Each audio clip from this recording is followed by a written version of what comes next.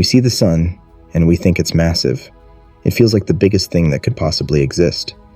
A giant sphere of fire dominating everything around it. And to be fair, it is. The sun holds 99.8% of all the mass in our solar system. Every planet, every asteroid, every comet. All of it is controlled by that one star. It's so large that over 1 million Earths could fit inside it. But here's where perspective breaks. Because as enormous as the sun is, it's not special. When compared to what's out there, because scattered across the galaxy are stars so massive, so extreme, that they make our sun look small, almost insignificant. Stars so big that if you place them where the sun is, they wouldn't just swallow Earth. They would consume entire orbits stretching past Mars, even Jupiter. Objects so large that the numbers used to describe them stop feeling real. And the strangest part, they shouldn't even exist. Tonight we're going to see one of them, understand how something that big can form, how it survives, and what it means for the limits of the universe itself. And to understand that we have to start with a battle. A star is not a thing that burns. This is the first and most important correction to the intuitive picture, and it matters for everything that follows. When we say burn, we mean combustion, the chemical process by which carbon-based materials combine with oxygen to release heat and light. A campfire burns, a candle burns, a forest fire burns. Stars do none of this. Stars are the sites of nuclear fusion, a process so fundamentally different from combustion that comparing them is like comparing a match to a hydrogen bomb. In combustion, electrons rearrange between atoms and release chemical energy, the energy stored in molecular bonds. In nuclear fusion, atomic nuclei themselves are forced together, overcoming the electromagnetic repulsion between their positive charges, and the energy released is the energy stored in the nuclear binding force, millions of times stronger than any chemical bond. The sun converts approximately 620 million metric tons of hydrogen into helium every single second. That number is large enough that repeating it does not make it more comprehensible. What it means, practically, is that the sun is slightly less massive every second than it was the second before. This mass is being converted into energy at a rate described by Einstein's equation, E equals mc squared. The mass deficit between the hydrogen going in and the helium coming out is the energy that lights our days and warms our oceans and drives every biological process on Earth. But the energy released by fusion is not what keeps a star the size it is. The size of a star is the result of a balance, a precise and precarious equilibrium between two forces that have been fighting each other since the moment the star ignited. Gravity pulls inward, always, from every direction simultaneously.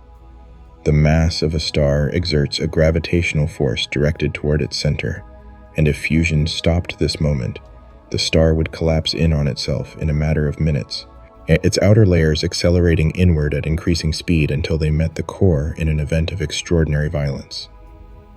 This is not a hypothetical. It is the fate of every star, and understanding what prevents it from happening now is what defines stellar physics. What prevents it is pressure. The energy released by nuclear fusion in the core heats the surrounding plasma to temperatures of millions of degrees, and hot plasma exerts outward pressure. This radiation pressure and thermal pressure push against gravity, and when the two forces are precisely matched, the star achieves what physicists call hydrostatic equilibrium. Not a static condition, a dynamic balance, continuously maintained, constantly adjusted. Every second the sun is in equilibrium is a second in which the outward pressure of its own energy production is exactly sufficient to hold its own gravity at bay. The sun has been maintaining this equilibrium for approximately 4.6 billion years. It will maintain it for another 5 billion years or so before the hydrogen in its core is exhausted enough that the equilibrium breaks. When that happens, the sun will change in ways we will discuss later, ways that are relevant to every star in this investigation. The sun has a radius of approximately 695,700 kilometers, or about 109 times the radius of Earth. Astronomers use the sun's radius as the unit of comparison for stellar sizes, defining it as one solar radius, abbreviated R.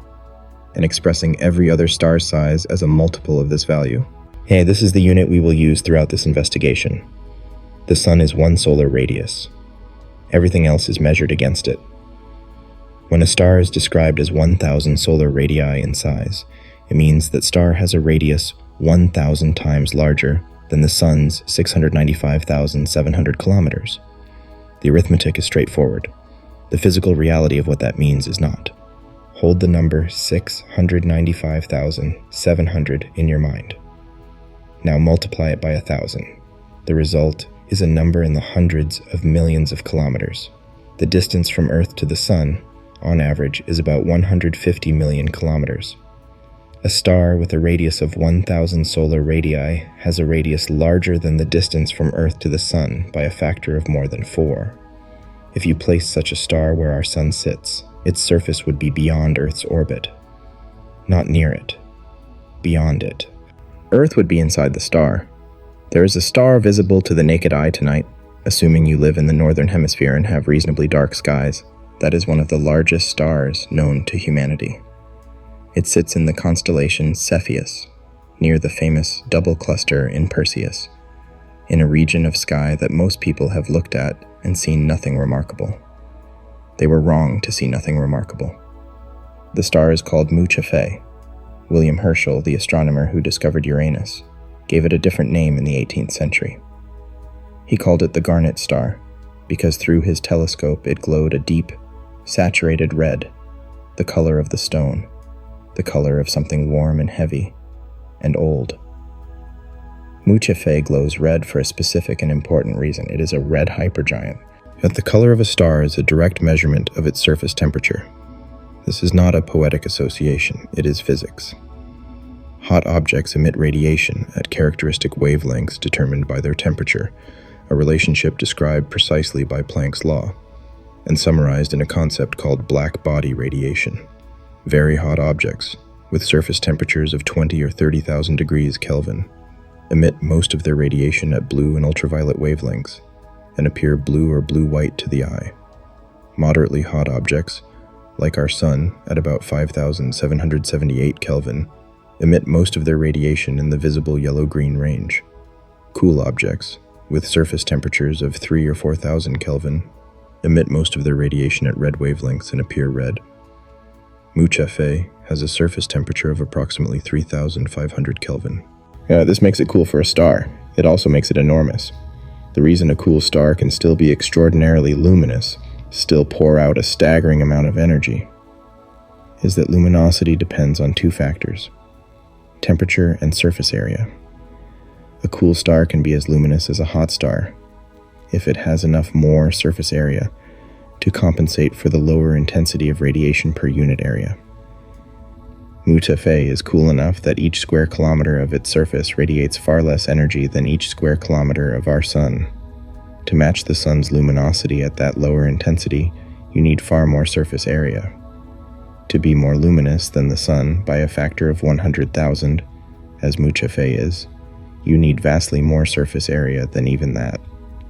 The estimates for Mu Cephei's radius range from approximately 1,000 to 1,500 solar radii, as with the uncertainty reflecting the genuine difficulty of measuring the size of a star that is variable in brightness and surrounded by a thick shell of expelled material. Take the conservative estimate of 1,000 solar radii and let us sit with what it means. The Sun's radius is 695,700 kilometers. 1,000 times that is 695,700,000 kilometers, or 695.7 million kilometers. The Earth's average distance from the Sun is 150 million kilometers. Mars's average distance from the Sun is about 228 million kilometers. Jupiter's average distance from the Sun is about 779 million kilometers. A star with a radius of 695.7 million kilometers, if placed at the center of our solar system, would have a surface extending to a distance of 695.7 million kilometers from its center. That surface would be near Jupiter's orbit.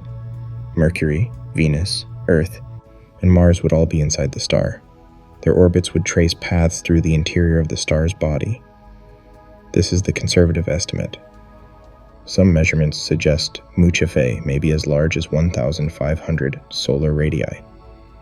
At that size, the star's surface would extend beyond Jupiter's orbit into the asteroid belt between Jupiter and Saturn. Mu Cephei is not stable. Nothing at this scale is stable for long in stellar terms. It is a hypergiant, a classification that implies both extraordinary luminosity and extraordinary mass loss. The radiation pressure from Mu Cephei's interior is so intense that it drives a stellar wind, a continuous outflow of material from the star's surface. Far more powerful than the sun's relatively gentle solar wind, Mu Cephei is evaporating. Mu Cephei is losing mass at a rate so high that it is visibly shedding its outer layers into the surrounding space, building a circumstellar nebula of expelled material that glows faintly in the infrared.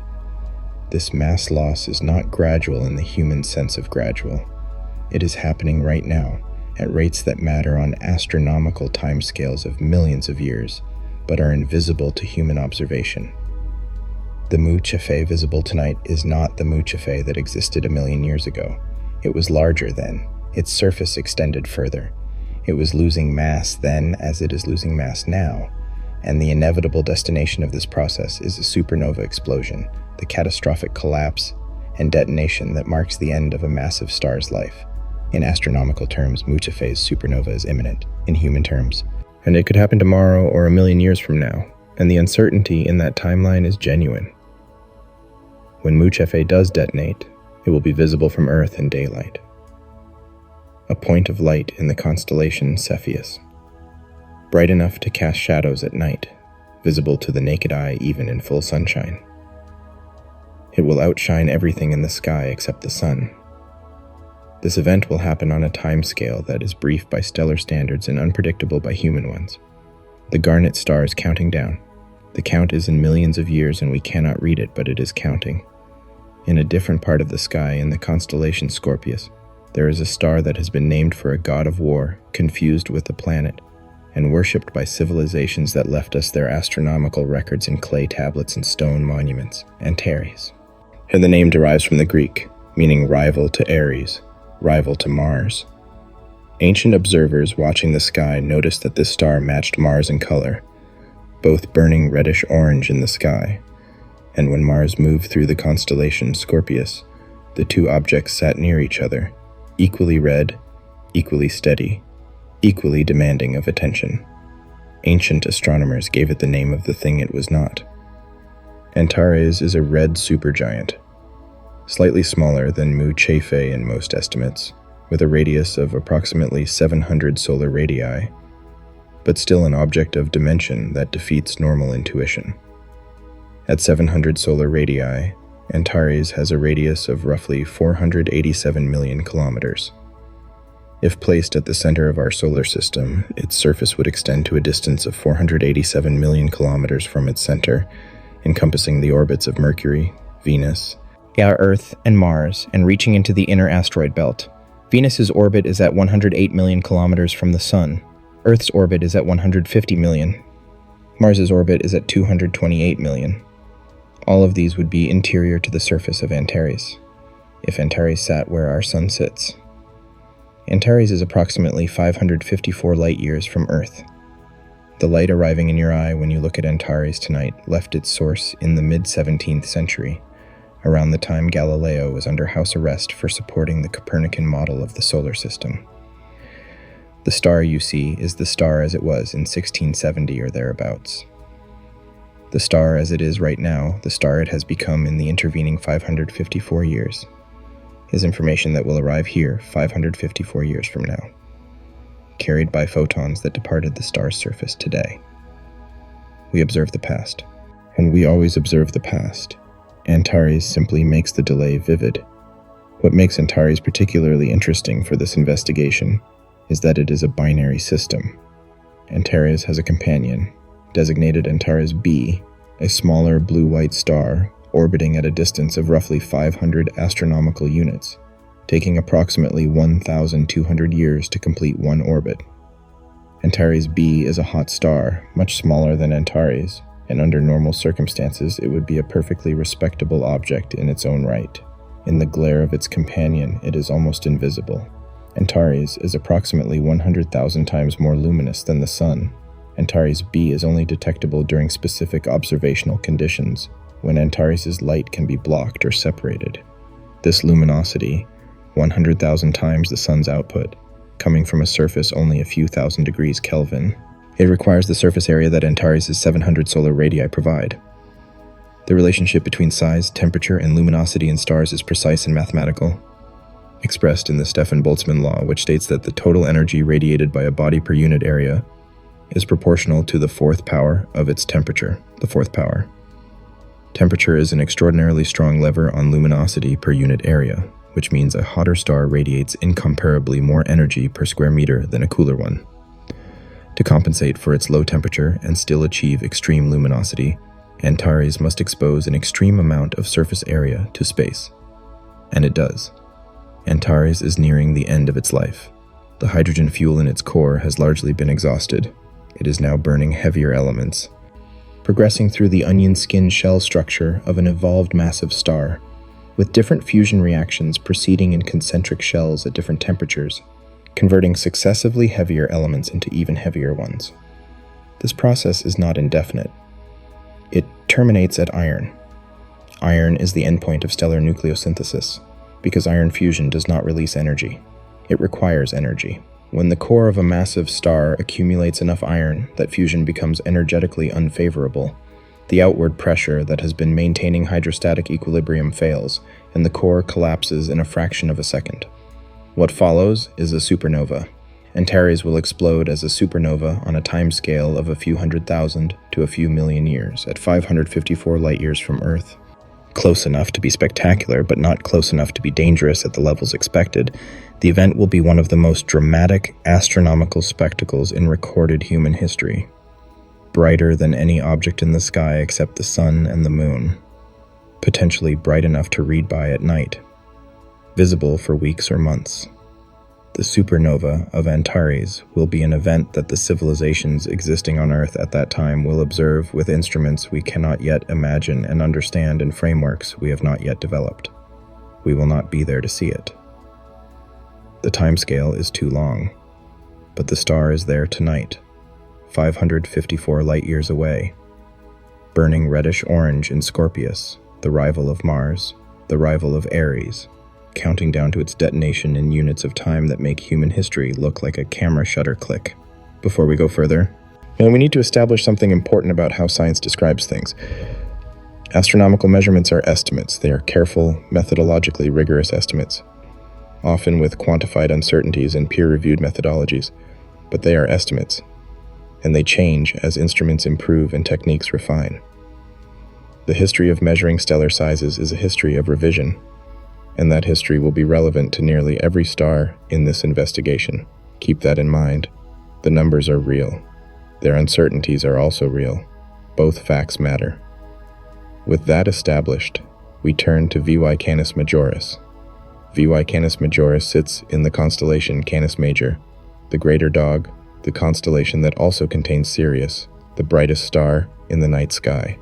As Sirius outshines VY Canis Majoris enormously in our sky despite being vastly smaller, because Sirius is only about 8.6 light-years from Earth, while VY Canis Majoris sits roughly 3,900 light-years away. Distance dims everything. The most luminous objects in the sky are not necessarily the most impressive when you account for how far away they are. VY Canis Majoris, for a period of years in the early 21st century, held the title of the largest known star by many measurements. Early estimates placed its radius at values ranging from 1,800 to 2,100 solar radii.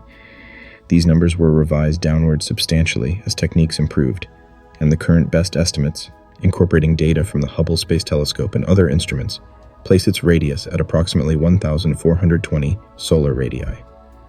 Still an enormous number, but smaller than the peak estimates suggested. At 1,420 solar radii, VY Canis Majoris has a radius of approximately 988 million kilometers, about 6.6 times the Earth-Sun distance. If placed at the center of our solar system, Its surface would extend past Jupiter's orbit. All four inner planets, the asteroid belt, and Jupiter itself would be interior to the star's body. Saturn's orbit, at about 1.4 billion kilometers from the Sun, would be outside the star's surface, but not by a comfortable margin. What makes UY Canis Majoris unique among the stars in this investigation is not primarily its size, though the size is extraordinary. It is the chaos of its behavior. Most large stars, even the most extreme hypergiants, lose mass through stellar winds in a process that, while violent by human standards, is relatively isotropic, meaning it proceeds more or less equally in all directions, producing a roughly spherical shell of expelled material around the star. UY Canis Majoris does not behave this way. It ejects material in discrete, asymmetric outbursts in specific directions at irregular intervals, producing a circumstellar nebula of extraordinary complexity and irregularity. Hubble Space Telescope images of UY Canis Majoris show clumps, knots, arcs, and filaments of expelled material extending outward from the star in structures that suggest repeated episodic eruptions rather than a continuous spherical wind. The mass ejection rate of UY Canis Majoris is extraordinary even by hypergiant standards. It loses material at a rate of roughly 30 times the mass of Earth per year. Over the stellar evolution timescales relevant to a massive star, this adds up to an enormous amount of material expelled into the surrounding space, building the complex nebula that makes UY Canis Majoris one of the most visually striking objects in infrared sky surveys. The chaos has a cause. UY Canis Majoris is not in a simple hydrostatic equilibrium. The balance between gravity and radiation pressure in this star is unstable in ways that we do not fully understand. Large-scale convective motions, similar to but vastly more violent than the solar convection that produces sunspots and solar flares, drive material from the interior to the surface in powerful upwellings that then get expelled into space by radiation pressure. The star is not smoothly pulsing, it is churning. Its surface is not a clean sphere, it is a roiling, a turbulent boundary between an interior fighting to collapse and an exterior being blasted into space. UY Canis Majoris is close to the end. Its current state, highly evolved, rapidly losing mass, chemically advanced in the sense of having burned through significant amounts of fuel, places it in the final stages of its stellar life. The precise timeline is uncertain, as timelines for these objects always are, but the direction is clear. This star is dying at a rate visible in the astronomical data. The nebula surrounding it is the evidence, the material it has already expelled, the debris field of its ongoing slow explosion. When UY Canis Majoris finally detonates, the explosion will be a hypernova, an event potentially more energetic than a standard supernova, possibly producing a gamma-ray burst. One of the most energetic events in the observable universe. At 3,900 light-years, it is far enough from Earth that we are not in any danger. But the gamma-ray burst, if one occurs, would briefly shine with the energy of several billion normal supernovae. For a brief moment, a fraction of a second to a few seconds, a point of light in Canis Major would produce more energy than our Sun will produce in its entire 10 billion year lifetime. The observation of that event, from wherever humans happen to be at that moment, will be something worth having instruments pointed at. Before we go further into the catalog of extreme stars, we need to sit with something that the story of UY Canis Majoris has introduced, and that will follow us through every remaining entry in this investigation, the measurement problem. And measuring the size of a star is not straightforward. It is not a matter of pointing a ruler at the sky. Stars, even the largest ones, are so distant that they appear as point sources in most telescopes, their disks too small to resolve directly with standard instruments. The Sun, at its distance of 150 million kilometers, subtends an angle of about half a degree in the sky and is easily resolved by any telescope or indeed by the naked eye. The next nearest star, Proxima Centauri, at 4.2 light-years away, subtends an angle of about 0.001 arcseconds, at the absolute limit of the most powerful interferometric telescopes. Most of the stars in this investigation are hundreds or thousands of light-years away, with angular sizes proportionally smaller. There are several techniques for measuring stellar radii, each with its own advantages and limitations. The most direct technique is interferometry, which uses the interference of light waves, from multiple telescopes separated by large distances to achieve angular resolution impossible with any single telescope. The Very Large Telescope Interferometer in Chile has been used to resolve the disks of some of the largest nearby stars, measuring their angular diameters with high precision. From the angular diameter and the known distance, the physical diameter can be calculated. This technique is limited to relatively nearby stars and requires the star to be large enough and close enough that its angular size is within the instrument's resolution limit. The second technique uses the Stefan-Boltzmann law. If you know the star's total luminosity and its surface temperature, and you can calculate its surface area and therefore its radius. The luminosity is estimated from the star's brightness and its distance, corrected for the absorption and scattering of light by interstellar dust between the star and Earth. The temperature is estimated from the star's color spectrum, using the relationship between temperature and the spectral energy distribution of the emitted light. Both the distance and the dust correction introduce uncertainties that propagate through to the final size estimate. The third technique, specific to variable stars, uses the pulsation period. Some large stars pulsate, expanding and contracting with regular periods, and the relationship between pulsation period, luminosity, and size allows size estimates from the observed periodicity. Yet this technique is not applicable to all stars and introduces its own set of assumptions. Each technique gives a somewhat different answer for the same star, and the discrepancies between techniques are often significant. When UY Scuti was measured by different groups using different methods, the results varied by more than a factor of 2. This is not measurement error in the simple sense of a mistake. It reflects the genuine difficulty of the measurement and the real uncertainties in the underlying parameters, particularly the distance and the interstellar dust correction. Distance is the crucial uncertainty. The distance to a star is measured by parallax for nearby stars, where Earth's orbit provides a baseline and the star's apparent shift against background stars over 6 months of observation gives a direct geometric distance. For stars within a few thousand light-years, parallax measurements from space-based missions, like the European Space Agency's Gaia spacecraft, are the most accurate available, reaching precisions of micro-arcseconds for bright stars. But for very distant stars, parallax becomes difficult or impossible to measure precisely, and distance estimates rely on other methods that carry larger uncertainties. Gaia has been quietly revolutionizing stellar astronomy since it began operations in 2014. By measuring the positions and parallaxes of over 1 billion stars with unprecedented precision, it has provided distance measurements accurate enough to revise the size estimates of stars that had been considered well measured for decades. UY Scuti is the most dramatic example, and we will come to it in the next section. But the broader point is this. Every stellar size estimate is conditional on the assumed distance, and better distance measurements have repeatedly changed the stellar size rankings. This is not a flaw in science. It is science working exactly as it should. Models are built on the best available data. When better data arrives, models are revised. The rankings of the largest stars have shifted multiple times in the last 2 decades as better measurements have come in, and they will shift again as future instruments provide even more precise data. The current rankings represent our best current knowledge. They are not permanent. For several years in the early 21st century, if you searched the internet for the largest known star, the answer that came back was UY Scuti. The name appeared in astronomy textbooks, science communication videos, popular articles, and social media posts dedicated to making people feel small. And for those years, the claim was defensible.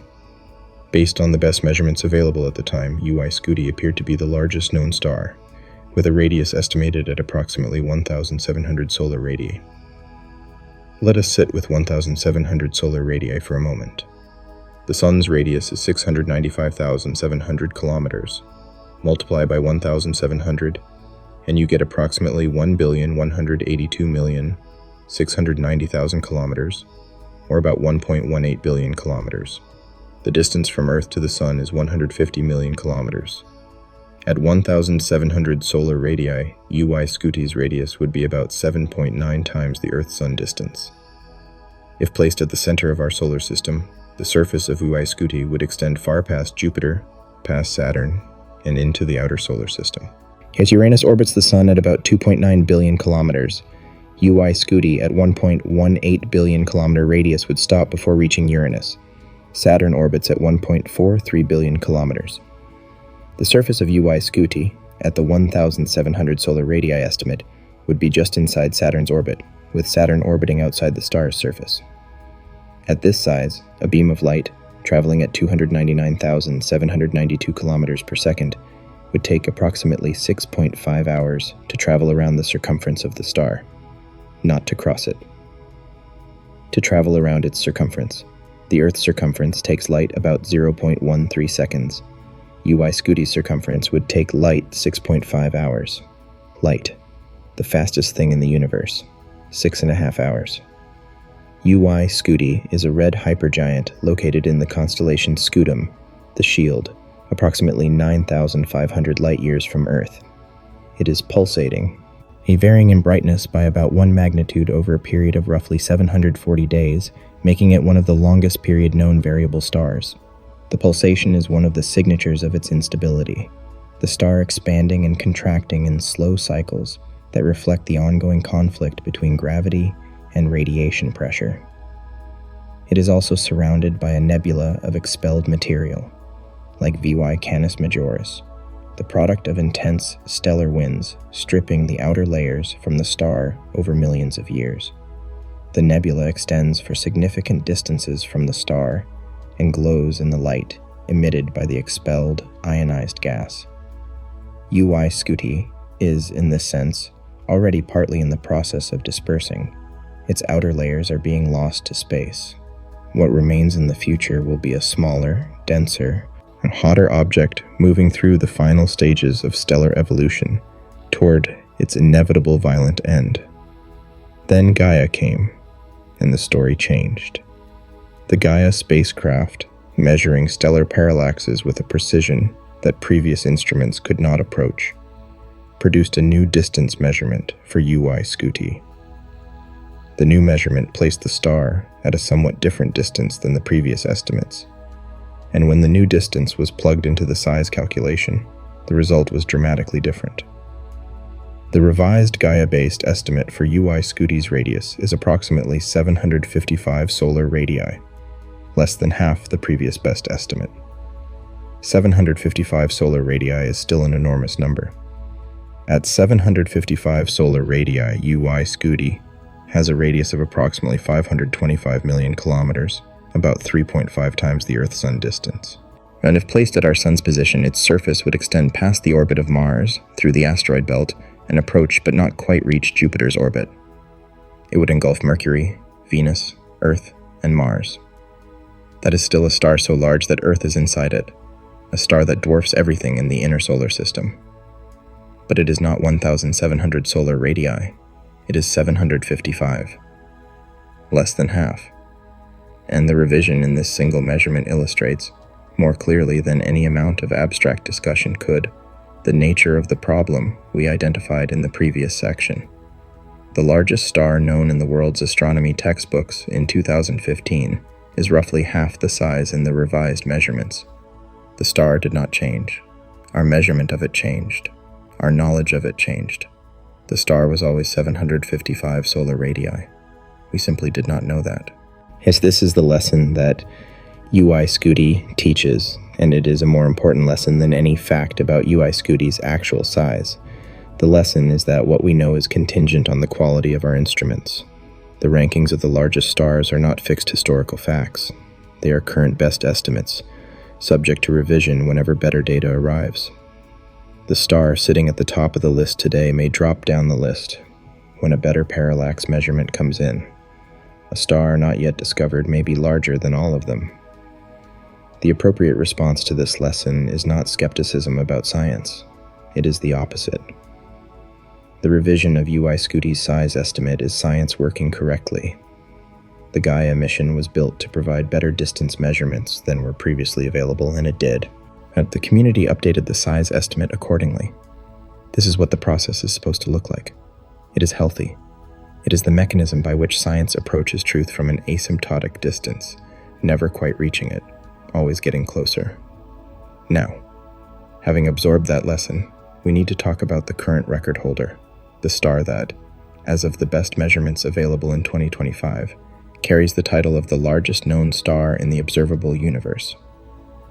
The star whose existence challenges the theoretical upper limits of how large a star can grow.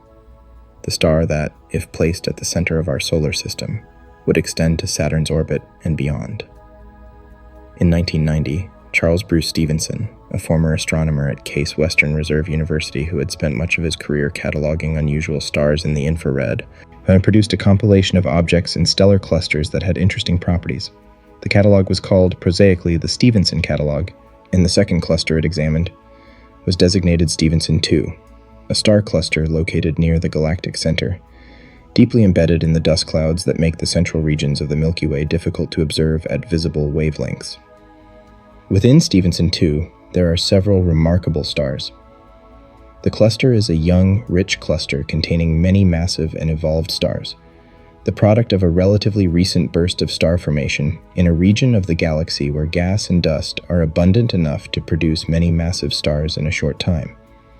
The 18th entry in the catalog of the cluster's members is designated Stephenson 2-18, also sometimes written as ST2-18 or RSGC 2-18, the latter abbreviation referring to its membership in the red supergiant Cluster 2, the formal designation for the cluster that Stephenson cataloged.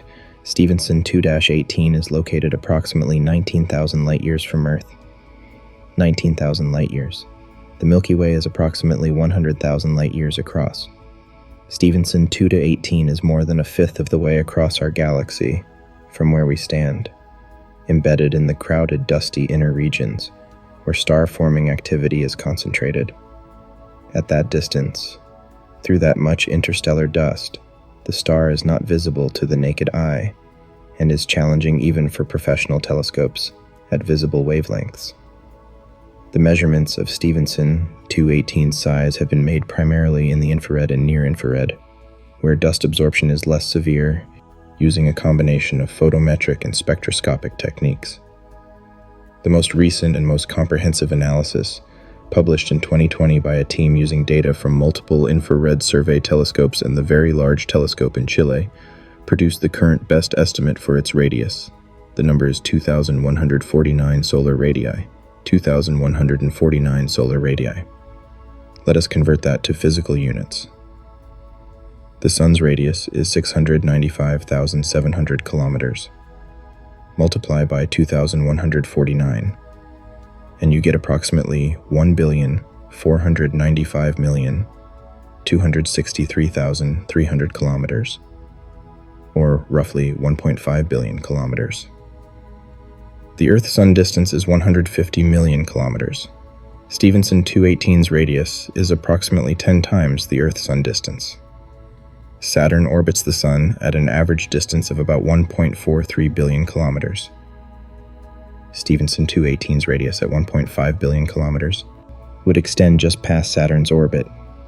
If you place Stephenson 2-18 at the center of our solar system, replacing our Sun, its surface would engulf Mercury, Venus, Earth, Mars, the asteroid belt, Jupiter, and Saturn itself.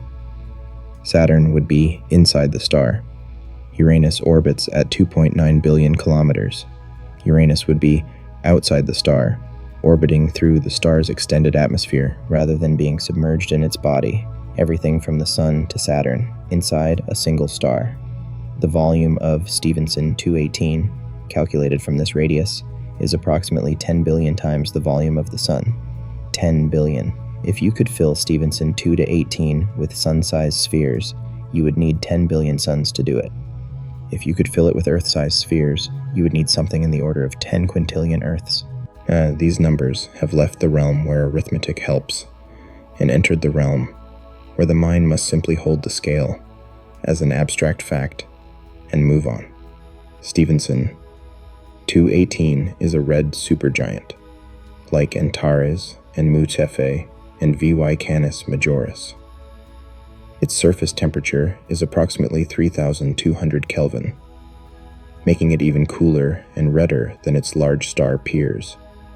Its luminosity is estimated at approximately 440,000 times that of the Sun, an enormous output that nevertheless seems almost modest compared to some physically smaller but hotter stars, because the fourth power temperature dependence of luminosity per unit area means that a star's luminosity is a complex function of both size and temperature. What makes Stephenson 218's 440,000 solar luminosity particularly interesting is its relationship to what physicists call the Eddington luminosity limit. The Eddington luminosity is a theoretical limit first calculated by the British astrophysicist Arthur Stanley Eddington in the early 20th century. It is the luminosity at which the outward radiation pressure from a star exactly balances the inward gravitational force on the infalling material. Above this luminosity, radiation pressure overcomes gravity and blows the star's outer layers away. A star cannot, in simple theory, maintain a luminosity significantly above its Eddington limit without rapidly losing mass and reducing its luminosity back toward the limit. The Eddington luminosity depends on the mass of the star, specifically on the ratio of luminosity to mass. More massive stars have higher Eddington limits. The general relationship means that the most luminous stars tend also to be the most massive, and there is a rough upper limit on stellar mass, somewhere around 150 to 300 solar masses, depending on the specifics of the star formation environment, above which radiation pressure prevents the accumulation of more mass during stellar formation. Stephenson 218's measured luminosity, estimated at around 440,000 solar luminosities, is near, but not obviously exceeding its expected Eddington limit, given an estimated mass of several tens of solar masses. The measurement uncertainties make it difficult to say definitively whether it is at, near, or slightly above this limit. What is clear is that a star of this luminosity, at this distance from the galactic center, in this star-forming environment, is pushing against the theoretical constraints of what stellar physics says is achievable. This matters for a question that the existence of Stephenson 2-18 raises. How does a star get this large? The evolution of a massive star to the red supergiant phase is reasonably well understood in broad outline. A star forms from the collapse of a molecular cloud, contracts under gravity, ignites hydrogen fusion in its core, and reaches the main sequence, the stable phase of hydrogen burning that defines most of its life. For massive stars, this phase is relatively short. A star with 20 or 30 solar masses may spend only a few million years on the main sequence before exhausting its core hydrogen. When core hydrogen is exhausted, the core contracts, helium fusion ignites, and the star's outer layers expand enormously, cooling as they expand, turning the star from a hot, compact object into a cool, extended red supergiant. This evolution is reproduced by stellar evolution models with reasonable success for most massive stars. The models predict the luminosity, temperature, and size of red supergiants as functions of initial mass and composition. And for most red supergiants, including Antares and Betelgeuse and VY Canis Majoris, the models do reasonably well. For Stephenson 2-18, the situation is less comfortable. The models produce red supergiants with sizes up to about 1,500 solar radii without requiring extreme or unusual assumptions.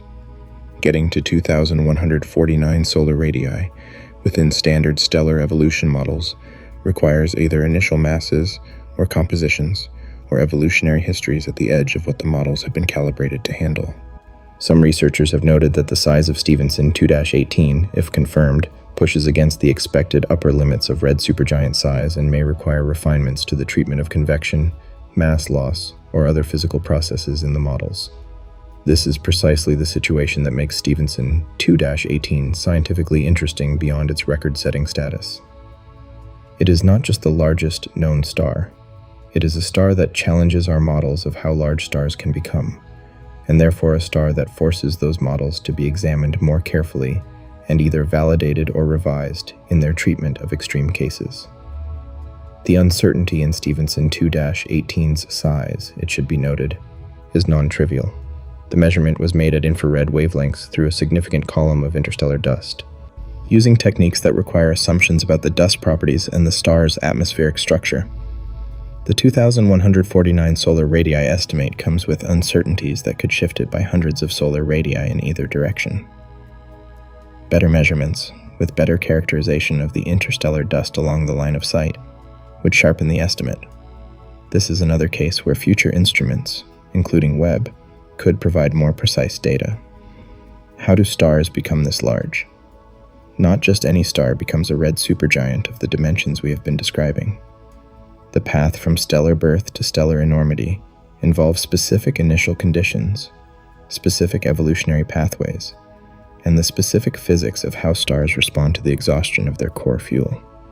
Stars form from molecular clouds, cold regions of the interstellar medium where hydrogen and helium are dense enough to be opaque, protected from ionizing radiation by the surrounding gas, and cold enough that the thermal pressure resisting gravitational collapse is low. When a portion of such a cloud becomes dense enough, gravity overcomes the thermal pressure and the gene's instability sets in. The cloud fragment begins to contract. As it contracts, it releases gravitational potential energy as heat, warming the infalling material. The contraction accelerates as the density increases and the cooling mechanisms become less efficient. Eventually, a protostar forms at the center, a hot, dense ball of contracting gas not yet hot enough for nuclear fusion. The protostar continues to contract, accreting material from the surrounding molecular cloud. Its core temperature rises. Yet when the core temperature reaches approximately 10 million Kelvin, nuclear fusion ignites. Hydrogen nuclei are fused into helium. The energy released is sufficient to halt the contraction and establish hydrostatic equilibrium. The star has arrived on the main sequence. The mass of the star when fusion ignites determines everything about its subsequent evolution. Mass is destiny in stellar physics.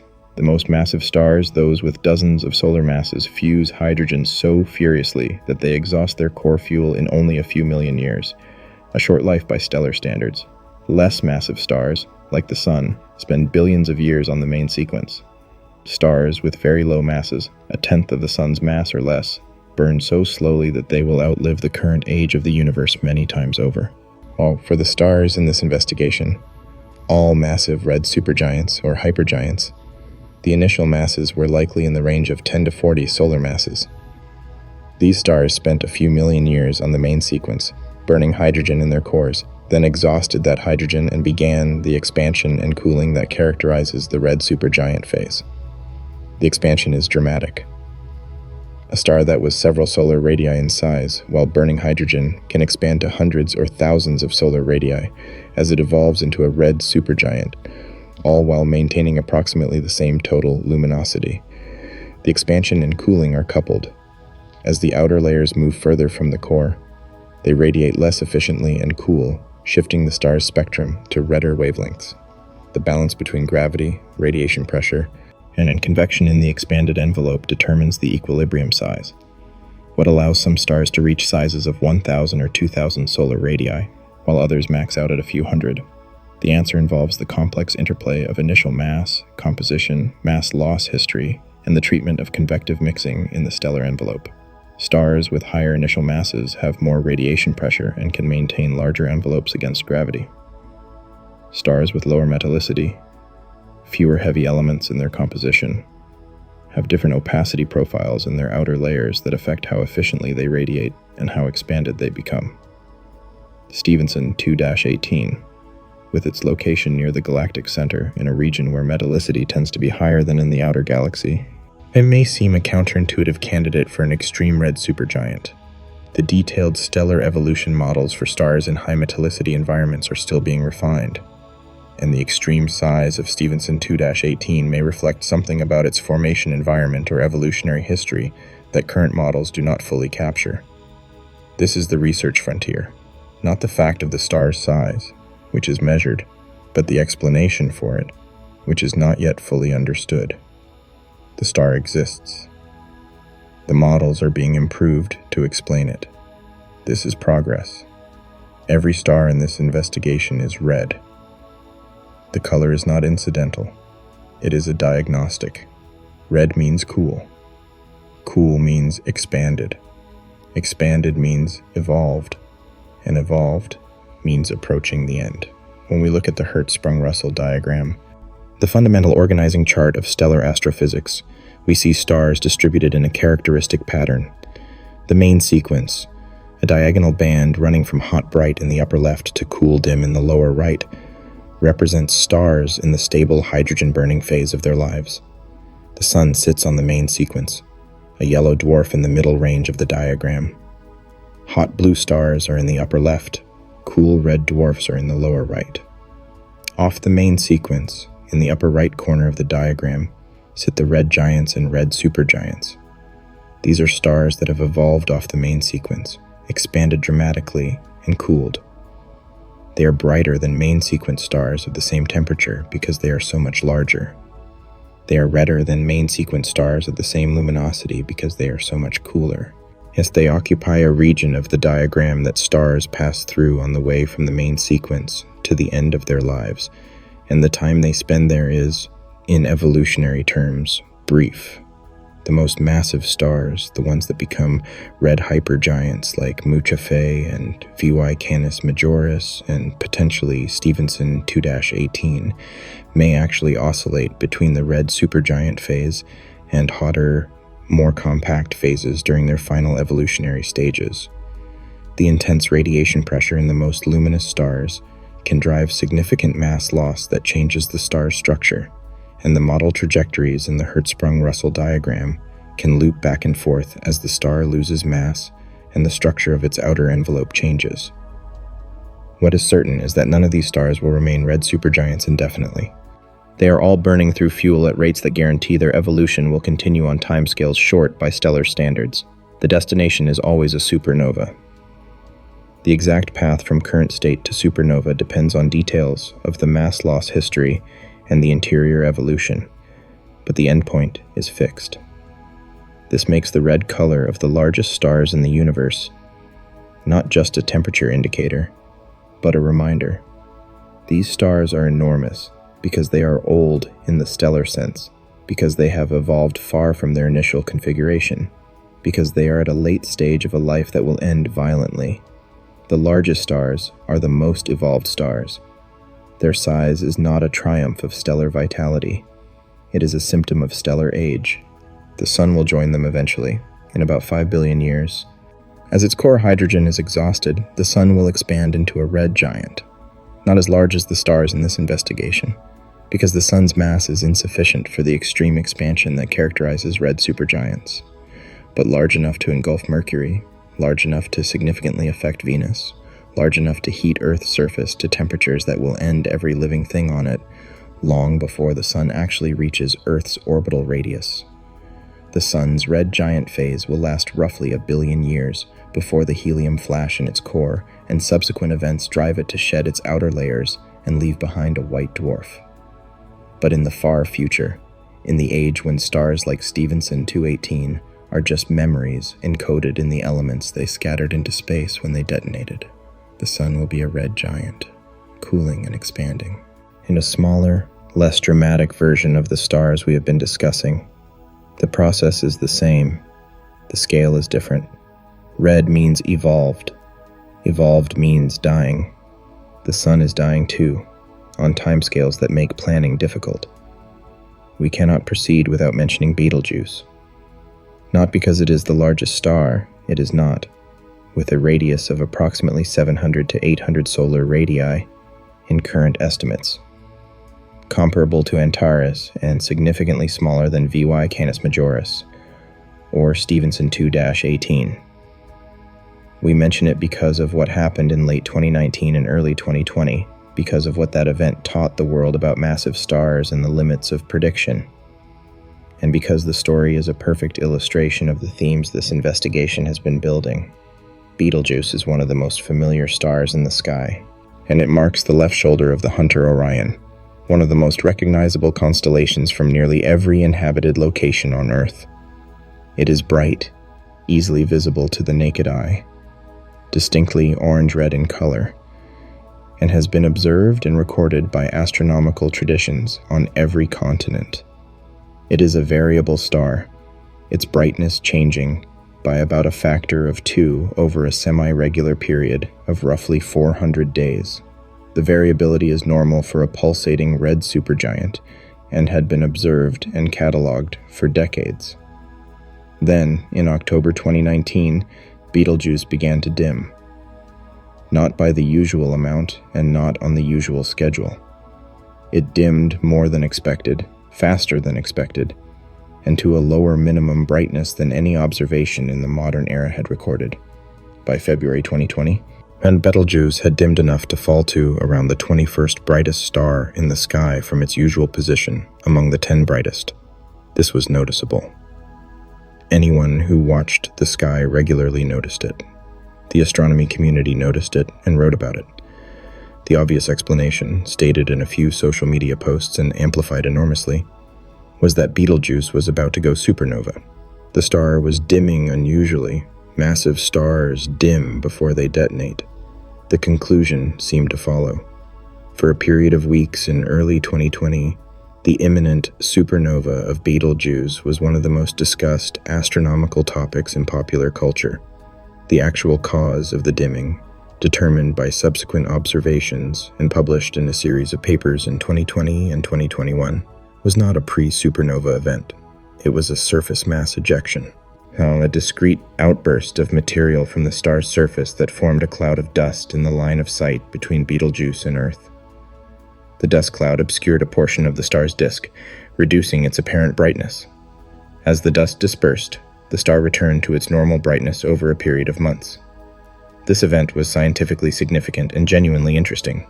It demonstrated that red supergiants can produce discrete, large-scale surface mass ejections, not just the continuous stellar winds that had been well characterized. It provided new insights into the mechanisms of mass loss in massive, evolved stars. And it reminded the world, in a particularly vivid way, that these stars are dynamic, active, unpredictable objects whose behavior we understand only imperfectly. The lesson about supernova prediction is the more important one for this investigation. We cannot reliably predict when a specific red supergiant will explode. The internal state of a star, the exact timing of its core's progression through the sequence of nuclear burning stages, the precise moment when iron accumulates in sufficient quantity to trigger core collapse, these are not directly observable. We can estimate evolutionary ages and remaining lifetimes from models, but the models carry large uncertainties for evolved, massive stars, and the difference between a few thousand and a few 100,000 years remaining is currently beyond our ability to distinguish. Betelgeuse will explode as a supernova. The current best estimates suggest this could happen anywhere from the relatively near future to 100,000 years from now. The uncertainty is genuine and represents the current state of knowledge, not a failure to do the analysis carefully. The star is too far from us in its interior state for us to read the countdown precisely. What happened in 2019 and 2020 was not a countdown, it was a hiccup. But hiccups of this scale, in objects of this nature, are reminders that the countdown is happening, that it will reach zero, that when it does, the event will be one of the most spectacular things visible in Earth's skies in the modern era. The supernova of Betelgeuse, whenever it occurs, will be observable in daylight and will last for weeks as a brilliant light in Orion. Every telescope on Earth and in space will be pointed at it. The data from that event will occupy researchers for decades. We are waiting. We do not know how long we will wait. The stars in this investigation will all explode. Every one of them. The timeline varies. The specific mechanism depends on details of their mass and composition.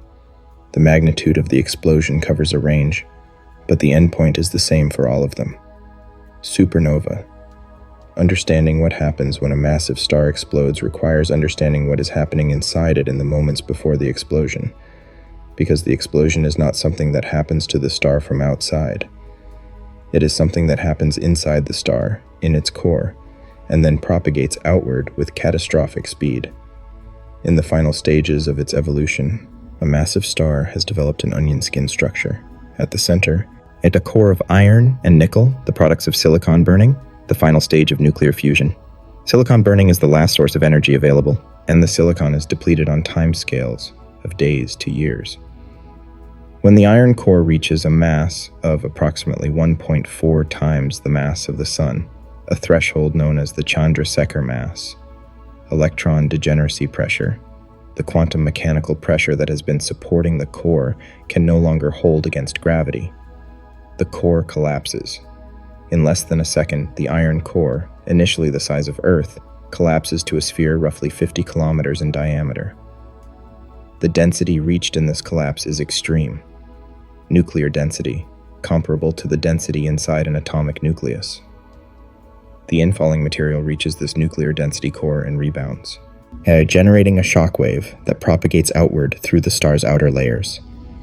But the shock wave alone is not sufficient to blow the star apart. It loses energy as it propagates, and without additional energy input, the shock would stall in the dense material of the star's inner shells. What reinvigorates the shock, and is now understood to be the primary mechanism driving the supernova, is neutrinos. The collapsing core produces a burst of neutrinos of extraordinary intensity, as protons and electrons are forced together to form neutrons, and the nuclear reactions of the collapsed core produce copious neutrino emission. These neutrinos carry an enormous amount of energy, far more than the optical energy that makes the supernova visible. Most neutrinos pass through matter without interacting, but the density of the stalled shock region is high enough that even a tiny fraction of neutrino absorption deposits enough energy to revive the shock and drive it through the outer layers. The shock accelerates outward through the layers of silicon, oxygen, neon, carbon, helium, and hydrogen, fusing lighter elements into heavier ones as it goes, synthesizing a range of elements from sodium through the iron group. The outward moving shock reaches the star's surface, and the star's material is blasted outward at speeds of thousands to tens of thousands of kilometers per second. The supernova is visible, first as a rapid brightening as the shock breaks out through the star's surface, and then as a prolonged period of luminosity as the expanding ejecta converts the energy of the explosion and the radioactive decay of synthesized elements into visible light.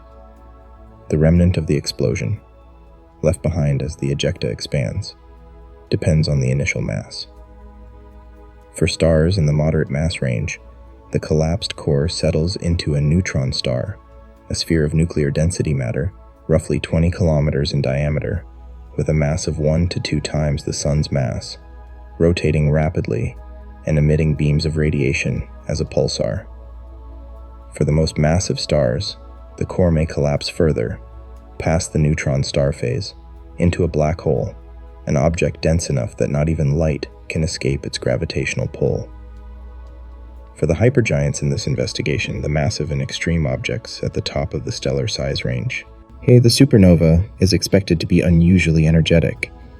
The enormous mass of the stellar envelope and the extreme radiation environment in the star's outer layers mean that the explosion may produce a hypernova, with kinetic energies 10 or more times higher than a standard supernova, and may be accompanied by a gamma-ray burst, one of the most energetic electromagnetic events in the observable universe. Gamma-ray bursts from such explosions release, in a brief fraction of a second to a few minutes, as much energy as the Sun will radiate over its entire 10 billion-year lifetime. These events are detected regularly from galaxies billions of light-years away, as the brief flashes of their gamma-ray bursts crossing the universe and arriving at Earth's gamma-ray telescopes as fleeting signals that last seconds to minutes before fading into the background. Every one of those signals represents the death of a massive star in a distant galaxy, a hypernova event that would, at our galaxy's scale, briefly dominate the entire electromagnetic sky. The elements that make your body were produced in events like these: the calcium in your bones, the iron in your blood, the oxygen in your lungs, the carbon in every organic molecule you contain. All of it was forged inside massive stars, scattered into space by supernova explosions, assembled over billions of years into molecular clouds, into solar nebulae, into planets, into biology. The largest stars in the universe are the factories of the elements, and the explosions that end their lives are the delivery mechanism. We are, in the most literal chemical sense, the products of the deaths of giant stars. This investigation has presented specific numbers for the sizes of specific stars. Those numbers are the best current estimates from the best available data. They are also uncertain, and the uncertainties deserve explicit acknowledgement before we go further.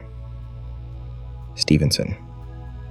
218's radius of 2,149 solar radii is based on measurements made through a significant column of interstellar dust at a distance of 19,000 light-years. The dust absorption is not uniform across the sky or perfectly characterized at every direction and wavelength. The uncertainty in the dust correction translates into uncertainty in the star's apparent luminosity, and therefore its inferred temperature and size. Some analyses of Stephenson 2-18 suggest the star may be somewhat smaller than 2,149 solar radii when different assumptions about the dust are made. Others are consistent with the published value or slightly larger. The distance of 19,000 light-years carries its own uncertainty. Gaia parallax measurements for stars at this distance are less precise than for nearby stars, and the proper motion of the star within its cluster adds additional complexity to the distance determination. A distance uncertainty of even a few hundred light-years at 19,000 light-years would translate into a size uncertainty of a few percent, which at these scales means a few tens of solar radii. Canis Majoris's revised estimate of 1,420 solar radii is well supported by multiple measurement techniques, but still carries uncertainties in the hundreds of solar radii range when different methodologies are compared. UY Scuti's Gaia revised estimate of 755 solar radii represents a dramatic downward revision from previous estimates, and while the Gaia distance is more precise than what was available before, the size calculation still requires assumptions about the star's atmosphere and the interstellar dust. The point is not that the measurements are unreliable. They are the best available. The point is that astronomical measurements are always conditional on current instruments and methodologies, and the history of this field is a history of revision when better data arrives. The ranking of the top 5 or 10 largest known stars has shifted multiple times in the past 2 decades and will continue to shift as better measurements become available. This is worth stating plainly because the popular presentation of science sometimes gives the impression that the rankings are fixed, that Stephenson 218 is definitely and permanently the largest known star. It is the current record holder by the best current measurements. Whether it will remain the record holder when the next generation of interferometric telescopes or the next precision infrared survey produces better data is a genuinely open question. The European Extremely Large Telescope, currently under construction in Chile and expected to see first light in the late 2020s, will have a primary mirror 39 meters in diameter, more than 4 times the diameter of any current large telescope. With adaptive optics that correct for atmospheric distortions, it will achieve angular resolutions sufficient to directly resolve the disks of nearby red supergiants and measure their diameters through interferometry with unprecedented precision. The size estimates for stars like Antares, Mu Cephei, and Betelgeuse will be substantially improved. Stars at greater distances, including Stephenson 2-18, may not be resolvable directly even with this instrument, but the improved calibration of stellar evolution models from the nearby cases will sharpen the inferences for more distant ones. The James Webb Space Telescope, as discussed in the previous investigation, has extraordinary infrared sensitivity that can penetrate dust in ways that optical telescopes cannot. Webb observations of the circumstellar environments of red supergiants and hypergiants, measuring the dust properties and chemical composition of the expelled material, can improve the corrections applied to stellar size measurements. Several programs targeting nearby red supergiants with Webb are currently active or planned, and the data from those programs will improve size estimates for several of the stars discussed in this investigation. Science is not finished with these stars. Science is rarely finished with anything. The current rankings represent the frontier of knowledge, which is precisely the most exciting part of the map. To understand how far we are from a complete census of the largest stars in the Milky Way, consider the dimensions of the problem. The Milky Way is a disc-shaped galaxy with a diameter of approximately 100,000 light-years and a thickness of roughly 1,000 to 2,000 light-years, with a central bulge extending further in 3 dimensions. It contains an estimated 200 to 400 billion stars. The nearest star to the Sun is Proxima Centauri at 4.2 light-years. The most distant confirmed stars in the Milky Way are in its outer halo at distances of tens of thousands of light-years. Stephenson 2-18, at 19,000 light-years, is not particularly close to the galactic center, which is about 26,000 light-years from Earth. But it is significantly closer to the center than we are, embedded in a region of the Milky Way where stellar density is higher, star formation is more active, and interstellar dust is denser. And the dust is what made it difficult to characterize at visible wavelengths and why its discovery and measurement required infrared surveys. The fraction of the Milky Way that has been surveyed to the depth needed to detect and characterize red supergiants and hypergiants, comparable to Stephenson 2-18, is small. Infrared sky surveys have been extensive, but characterizing a faint, distant, dust-obscured star well enough to measure its size requires more than detection. It requires follow-up spectroscopy to measure the surface temperature, multi-wavelength photometry to constrain the dust correction, and distance measurements precise enough to convert angular size or apparent brightness into physical parameters. For the stars nearest to us, within a few thousand light-years, that these follow-up measurements are feasible with existing instruments. For stars at 10,000 or 15,000 or 20,000 light-years, the follow-up is much more difficult and has been done for only a small fraction of the detected objects. For stars beyond the galactic center, on the far side of the Milky Way, the dust absorption at that distance is so severe that even infrared surveys miss much of the stellar population. There may be red supergiants or hypergiants larger than Stephenson 2-18 on the other side of our galaxy that we cannot currently detect. There may be extreme objects in star clusters that have not been cataloged because their clusters are in regions of high dust absorption. The Milky Way, the galaxy we live in, the one we have been studying for centuries with instruments of increasing sophistication, is not fully mapped at the level of its individual stellar members. The census of its most extreme stars is incomplete. This is not a failure of astronomy. It is the current state of an ongoing investigation. The galactic plane surveys planned for the 2030s with next-generation radio and infrared telescopes will penetrate the dust to unprecedented depths and find populations of massive stars in regions currently obscured. The Vera Rubin Observatory, despite its optical wavelength focus, will find new extreme stars in less obscured parts of the sky that current surveys have not fully characterized. The Roman Space Telescope's infrared wide-field capabilities will enable systematic surveys of star clusters throughout the galaxy that current instruments cannot match. What this means practically, it is that the current record holder may not hold the record for long, not because Stephenson 2-18 will shrink when remeasured, though that is possible given the measurement uncertainties, but because the survey that could find something larger has not yet been completed. The question of whether the universe contains stars larger than 2,149 solar radii cannot be answered by current data. The current data cannot rule it out. The Milky Way is one galaxy among approximately 2 trillion in the observable universe. The stars we have discussed so far are all Milky Way stars, all within 20,000 light-years of Earth, all accessible to detailed study with current instruments. But massive stars exist throughout the observable universe, in every galaxy that has ever formed, and the largest stars in other galaxies may exceed anything in the Milky Way. Yet in nearby galaxies, particularly the Magellanic Clouds, the satellite galaxies of the Milky Way at distances of roughly 160,000 and 200,000 light-years, there are populations of massive stars that have been partially studied. The Large Magellanic Cloud is particularly rich in massive stars, because its star formation rate is higher than the Milky Way's relative to its mass, and it contains several star clusters comparable in youth and richness to the Stephenson 2 cluster, where Stephenson 2-18 resides. Eta Carinae, one of the most massive and luminous stars in the nearby universe, is not in the Milky Way's main disk, but is effectively a Milky Way star at about 7,500 light-years from Earth.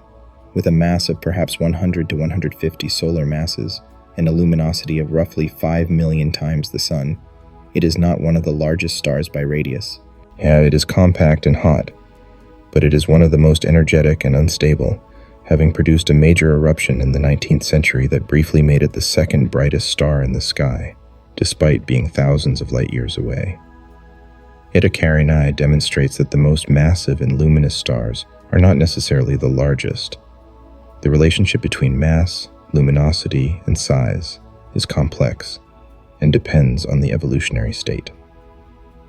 In the Large Magellanic Cloud, there are red supergiants, with size estimates approaching 1,000 to 1,500 solar radii, comparable to Mu Cephei. Whether the LMC contains anything comparable to Stephenson 2-18 is unknown. The surveys of the LMC's stellar populations are not complete at the level of detail needed to characterize the most extreme cases, and the measurement techniques applied to these objects carry uncertainties comparable to or larger than those affecting the Milky Way cases. Beyond the local group, at distances of millions of light years, individual stars are not generally resolvable except in specific circumstances.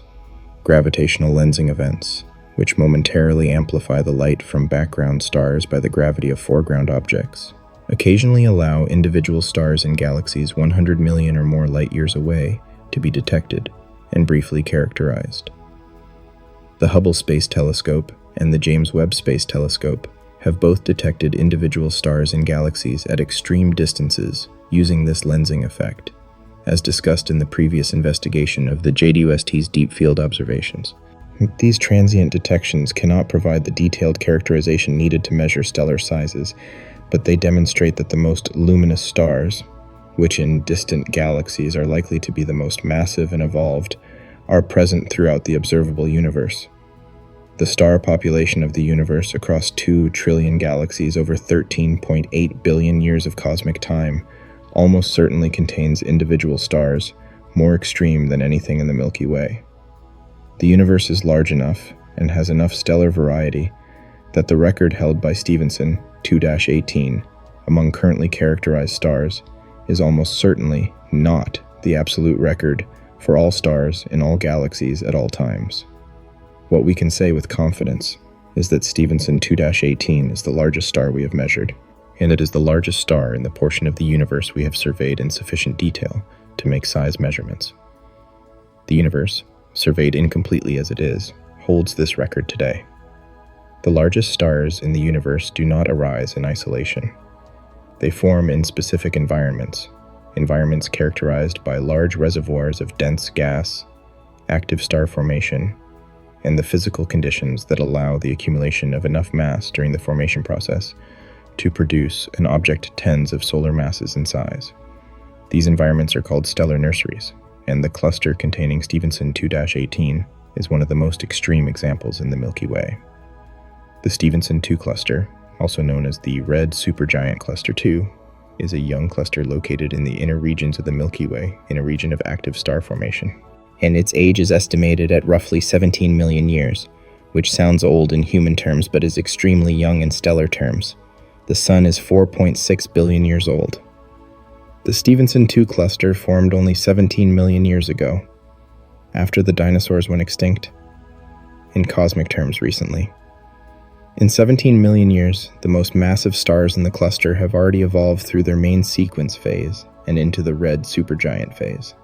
Stephenson 2-18 is one of those evolved massive stars, born in the cluster's formation event, and now, 17 million years later, expanded to its current extreme size as it exhausts its nuclear fuel. The cluster formed in a molecular cloud, a region of the interstellar medium dense enough in gas and dust that gravity overcame thermal and magnetic pressure and fragmented the cloud into individual protostellar cores. The most massive of these cores accumulated enough material to form stars with initial masses of 20, 30, or more solar masses. These are the progenitors of the current red supergiants. What makes this cluster particularly interesting is its richness. It contains not just Stephenson 2-18, but several other red supergiants, making it one of the densest concentrations of red supergiants in the Milky Way. The cluster was discovered and characterized using infrared surveys precisely because the rich population of cool, extended stars produces a concentration of infrared emission that stands out against the background even through significant dust absorption. This kind of cluster, rich in massive evolved stars, is the natural environment for finding the largest individual stars. And the formation of massive stars preferentially occurs in rich clusters because the formation process requires a dense, massive molecular cloud that typically fragments into many stars simultaneously rather than just one or two. The most massive stars in such clusters are the ones most likely to reach the extreme red supergiant phase and to be detectable even at large distances. The Milky Way is known to contain several such clusters in its inner regions, associated with the star-forming regions of the galactic center area and the spiral arms. The full population of massive, evolved stars in these clusters has not been completely characterized, particularly for clusters at distances greater than 10,000 to 15,000 light-years, where the combination of dust extinction and angular resolution challenges makes the measurement difficult. Now, finding the next Stephenson 2 to 18, if one exists, would most likely involve a more complete infrared survey of the Milky Way's inner regions, penetrating the dust that currently obscures many stellar clusters and their contents. This is the scientific motivation for several planned instruments and survey programs that will operate in the 2030s and 2040s.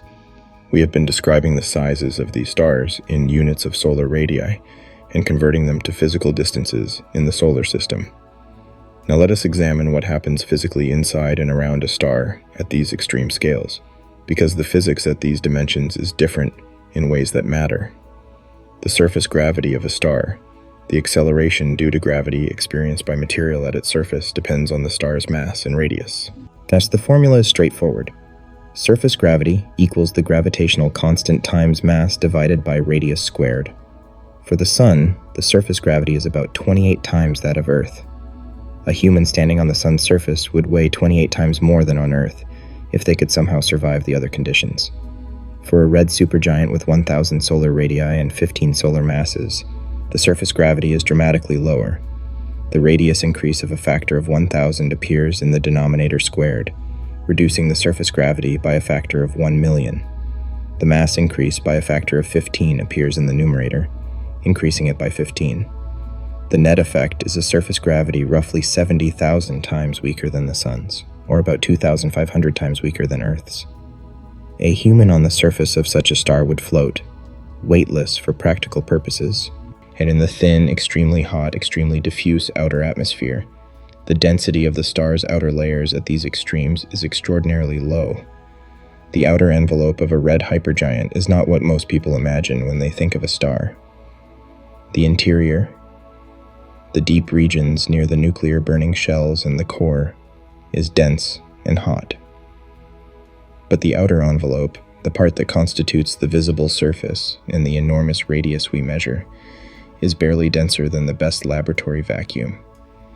Typical densities in the outer layers of a red supergiant like Betelgeuse are around 0.000000001 grams per cubic centimeter, a density roughly 1 million times lower than the density of Earth's atmosphere at sea level. You could walk through the outer atmosphere of a red supergiant with less physical resistance than you would experience walking through air. This apparent paradox, a star with a radius larger than Saturn's orbit, but an outer atmosphere less dense than any vacuum achievable in a laboratory on Earth, resolves when you understand that most of the star's mass is concentrated in the core. The outer envelope, though it extends to enormous distances, contains a relatively small fraction of the total stellar mass. The analogy is a soap bubble, a thin, extended surface enclosing a much denser interior. The surface itself barely there but stretched to enormous area. This structure has consequences for the stability of these stars.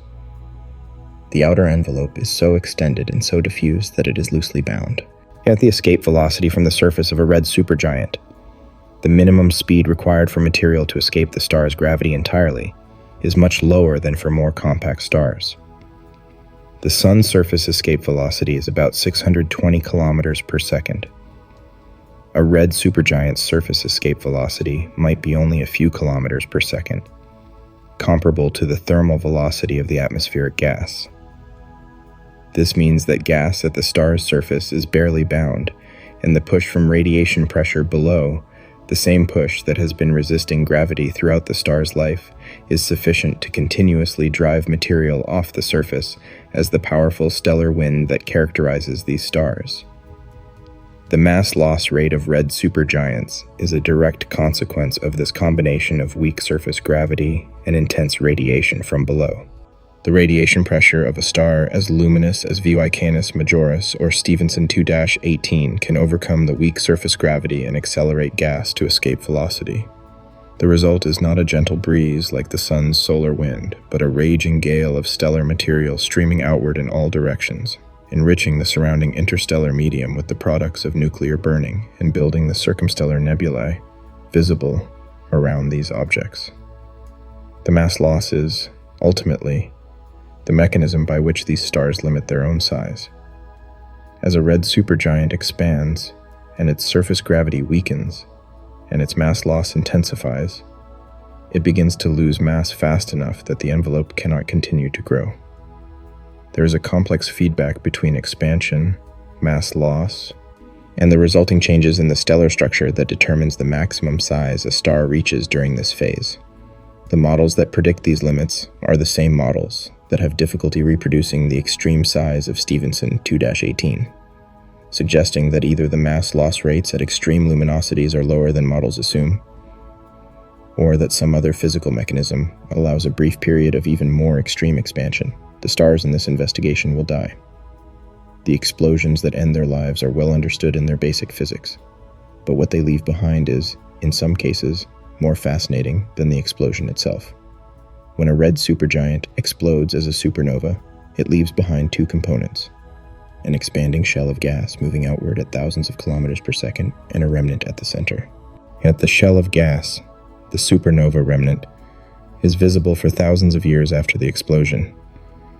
The Crab Nebula, the remnant of a supernova observed by Chinese and Arabic astronomers in 1054 CE, is still visible today, nearly 1,000 years later, as an expanding cloud of gas glowing in X-rays and visible light, stirred by the pulsar at its center. The supernova remnant is not just beautiful, it is chemically significant. The explosion creates a zone of extreme neutron richness in the outer core, where rapid neutron capture, the R process, synthesizes elements heavier than iron that cannot be made by stellar fusion under normal conditions. Platinum, gold, lead, bismuth, uranium, all the heaviest elements in the periodic table, are products of the R process in supernova events. Yet these elements are scattered into the interstellar medium by the expanding remnant and become part of the raw material for subsequent generations of stars and planets. The gold in every wedding ring on Earth was forged in a supernova event, or possibly in a neutron-star merger, another site of R-process nucleosynthesis. The uranium in nuclear power plants was created in the death of a star. The lead in old paint and old pipe, the platinum in catalytic converters, the bismuth in stomach antacids, all products of catastrophic stellar deaths in the Milky Way over the last several billion years. These deaths were not local. The elements dispersed through the galaxy and found their way into the molecular clouds that form the solar system, into the Earth's crust, now into the biology that eventually assembled itself into something that could be confused about where it came from. The central remnant left by the supernova of a massive star, a neutron star or black hole, is in some ways even more remarkable than the ejected material. Neutron stars are objects the size of a city, 10 to 20 kilometers in diameter, with a mass of 1 to 2 times the sun's mass. Their density is comparable to nuclear density. A teaspoon of neutron star material would weigh as much as all of humanity. They rotate at rates from fractions of a second to hundreds of times per second. They are threaded by magnetic fields stronger than anything achievable in any laboratory, and the fastest rotating ones, called millisecond pulsars, maintain their rotation with a precision that rivals the most accurate atomic clocks. The Crab Nebula's central pulsar is spinning at 30 times per second. In some neutron stars, born spinning even faster, the rotation rate exceeds 700 times per second, a surface moving at a significant fraction of the speed of light. The physics at these densities and rotation rates requires general relativity to describe properly, and the testing of general relativity using pulsar timing is one of the most active and productive areas of modern astrophysics. Black holes, the alternative endpoint for the most massive supernova progenitors, are even more extreme. A black hole has no surface in the conventional sense. It has an event horizon, a boundary beyond which the escape velocity exceeds the speed of light and from which nothing, not even light, can escape. The event horizon of a stellar black hole, if formed from a star of several tens of solar masses, is roughly the size of a large city, Everything that falls inside the event horizon is permanently lost to the observable universe, in the sense that it can never send information back out. The physics near a black hole's event horizon is the extreme case of the same physics that describes the sun's gravity. The same physics that keeps the Kuiper belt objects in their orbits, the same physics described by Einstein's general theory of relativity. But at the event horizon, space-time curvature reaches values that have no analog in normal human experience, and the predictions of the theory are most sharply tested. The largest stars in the universe, when they die, leave behind the densest, most extreme remnants in the universe. The most enormous objects become the most compact. Stephenson, 2 to 18, currently with a radius of 1.5 billion kilometers, will eventually collapse to a neutron star a few dozen kilometers across, or a black hole a few kilometers across. The ratio of before to after is one of the most dramatic transitions in nature. A scale change of a factor of hundreds of millions in less than a second of cosmic time. There is a statement that gets repeated often enough that it has become almost a cliché of popular science. We are made of stardust. The statement is accurate in the most literal and important sense, and the stars in this investigation are a crucial part of that story. The atoms in your body were not created on Earth. Earth did not exist when most of them were forged. They were created inside stars, over billions of years, by nuclear reactions in stellar cores and supernova explosions, and then distributed through the interstellar medium, assembled into molecular clouds, gathered by gravity into the solar system, deposited on Earth by accretion and by asteroid impacts, incorporated into the chemistry of the early Earth, and eventually through billions of years of biological and chemical evolution, assembled into the structures that allow you to read these words. The hydrogen in your body, approximately 60% of your atoms by number, was created in the Big Bang 13.8 billion years ago, before any star existed. It has been part of various stars since then, cycling through stellar interiors and being expelled into the interstellar medium. But the nucleus of each hydrogen atom is as old as the universe. The carbon in your body, the backbone of every organic molecule you contain, it was forged in the cores of stars through the triple alpha process, in which 3 helium nuclei are fused together to form a carbon nucleus. The stars that produced your carbon were probably intermediate mass stars like the Sun, which when they die do not explode as supernovae, but instead shed their outer layers gently, creating planetary nebulae, and leave behind white dwarfs. The carbon in your body is the expelled outer layer of a dead star. The oxygen you breathe was forged in more massive stars through the nuclear burning of carbon and neon in the hot cores of stars several times the Sun's mass. The oxygen is released into the interstellar medium by supernova explosions and by the stellar winds of massive evolved stars like the red supergiants in this investigation. Every breath you take introduces oxygen atoms into your blood that were created inside a star that exploded billions of years ago. The iron in your blood, the element that makes hemoglobin work, was forged in the cores of massive stars by silicon burning, the final stage of nuclear fusion before the core becomes iron and the equilibrium fails. Iron is the endpoint of fusion in stellar cores, accumulated there in the final days or years before a supernova, and scattered across the galaxy by the explosion. The iron in your blood was once inside a dying star. The calcium in your bones, the phosphorus in your DNA, the sulfur in your proteins, the trace metals that enable hundreds of biochemical reactions, all were forged in stellar interiors and released into the cosmos by stellar evolution and death. The largest stars, the supergiants and hypergiants in this investigation, are among the most prolific producers of these elements because they burn fuel most furiously, synthesize the heaviest elements most efficiently, and disperse their contents most violently. There is a further step in this realization that sometimes goes unstated. Not just the atoms in your body, but the specific mix of atoms in the universe, the ratio of hydrogen to helium to carbon, to oxygen to iron, is a consequence of stellar evolution over 13.8 billion years. The universe started with almost exclusively hydrogen and helium from the Big Bang. Every heavier element was made inside stars. The current chemical composition of the universe, the foundation of chemistry and biology, is the cumulative product of the births, lives, and deaths of trillions of stars across cosmic time. The stars in this investigation are not just distant objects of academic interest. They are the ongoing engines of the process that produce the chemistry of the universe. Their deaths will add to the interstellar medium the products of their nuclear burning, enriching the pool of heavy elements from which future generations of stars and planets, and possibly life, will form. They are participants in a cycle of chemical enrichment that has been running for 13.8 billion years and will continue for billions more. When you look at a red star in the sky, you are looking at a factory, not a metaphorical factory, an actual chemical factory, converting lighter elements into heavier ones through nuclear reactions at temperatures of millions of degrees, preparing to disperse those products into the galaxy when it dies. Yet the scale is incomprehensible. The process is real. And the products of that process are in every atom of your body. The current record, Stephenson 2-18 at approximately 2,149 solar radii, is held with the implicit understanding that it is a record held against an incomplete catalog. The Milky Way has not been fully surveyed. Nearby galaxies have not been characterized in sufficient detail. The instrumental capabilities needed to push the census further are being developed and deployed, and the record will almost certainly change.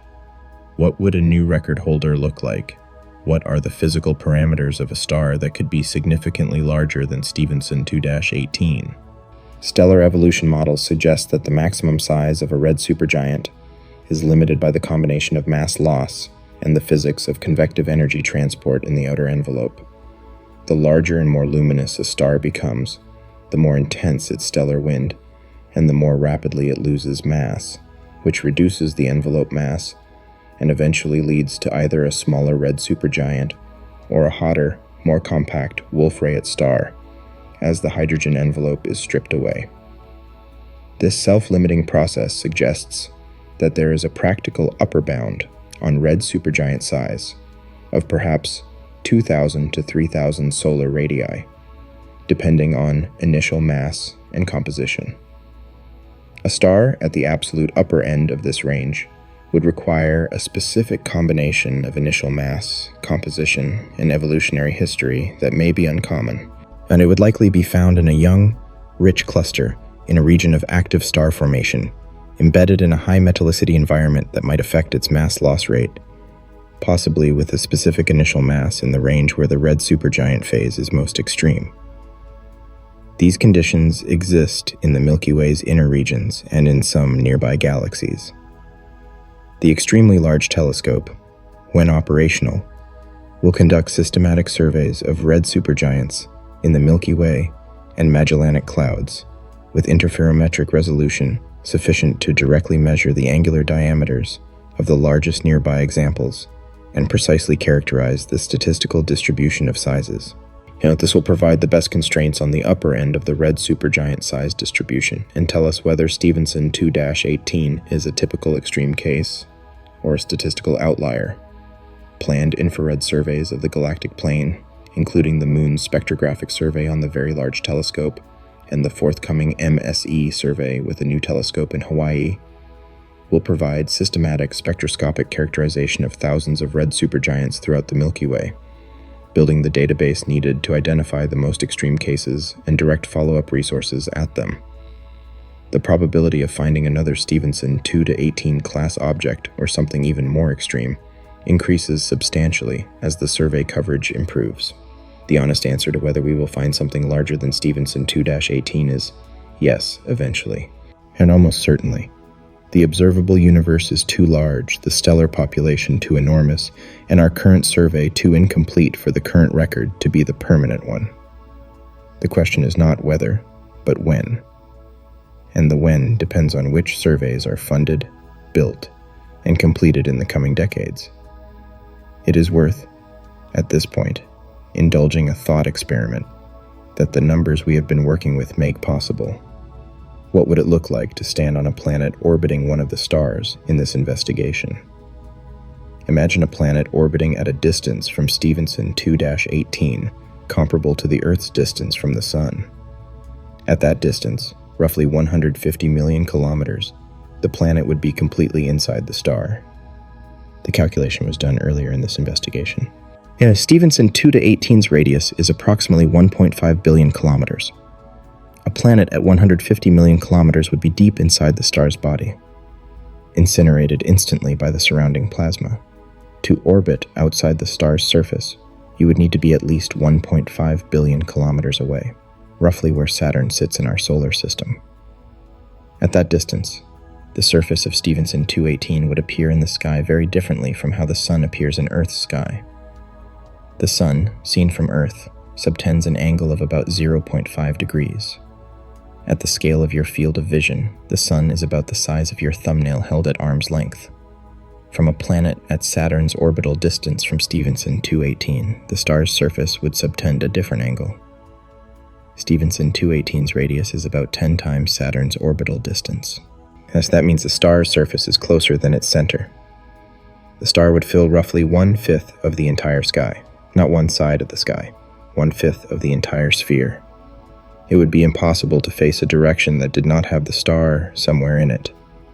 The horizon in every direction would be the star. The light from this star at this distance would be intense. Stephenson 2-18 is approximately 440,000 times more luminous than the Sun. At Saturn's orbital distance, the inverse square law reduces the received flux, but the planet would still receive an amount of energy per unit area several thousand times greater than Earth receives from the Sun. The temperature on such a planet, if it had no atmosphere, would be well above the boiling point of water, probably above the boiling point of rock, depending on the planet's reflectivity. The color of the light would be deep red, the spectral distribution of a 3,200 Kelvin source.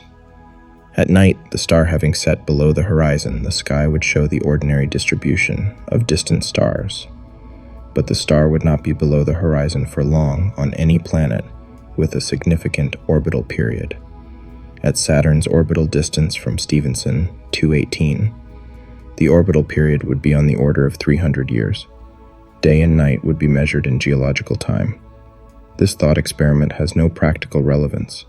No planet at these dimensions could support biology as we understand it, but it communicates something that numbers alone cannot. These stars, the largest in the known universe, are not distant objects in the abstract. They are physical realities that could be at the center of a solar system. They are large enough that their presence would dominate the entire sky of any surrounding system. They are the structures around which the concept of a sky loses its ordinary meaning. Before Herschel named the Garnet Star, it had been observed and recorded for centuries, without anyone recognizing it as something exceptional. It glowed red in the sky of Cepheus, and was catalogued and given a Greek letter designation, and noted as a variable and largely left alone, because the tools needed to recognize its true scale did not exist. Before Antares was understood as a red supergiant, it was simply a prominent reddish star in Scorpius, a marker on star charts, a navigational reference, a cultural object in a dozen civilizations' astronomies. Its physical nature was unknown because the tools needed to determine it did not exist. But before spectroscopy existed, stars were lights. Before photometry existed, stars were points of relative brightness. Before parallax measurements existed, stars were at unknown distances. Before infrared telescopes existed, the dusty galactic center and the stars embedded in it were inaccessible. Before Gaia, the distances to most galactic stars were poorly constrained. Before Webb, the detailed chemistry of circumstellar environments was unreadable.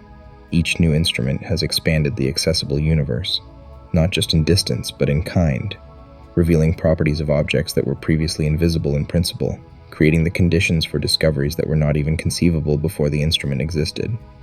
The history of the largest known stars is a history of instrumental development. The largest star of the 1980s is smaller than the largest star of the 1990s, which is smaller than the largest star of the 2010s, which may be smaller than the largest star of the 2030s. Not because the stars changed, because our ability to find and measure them changed.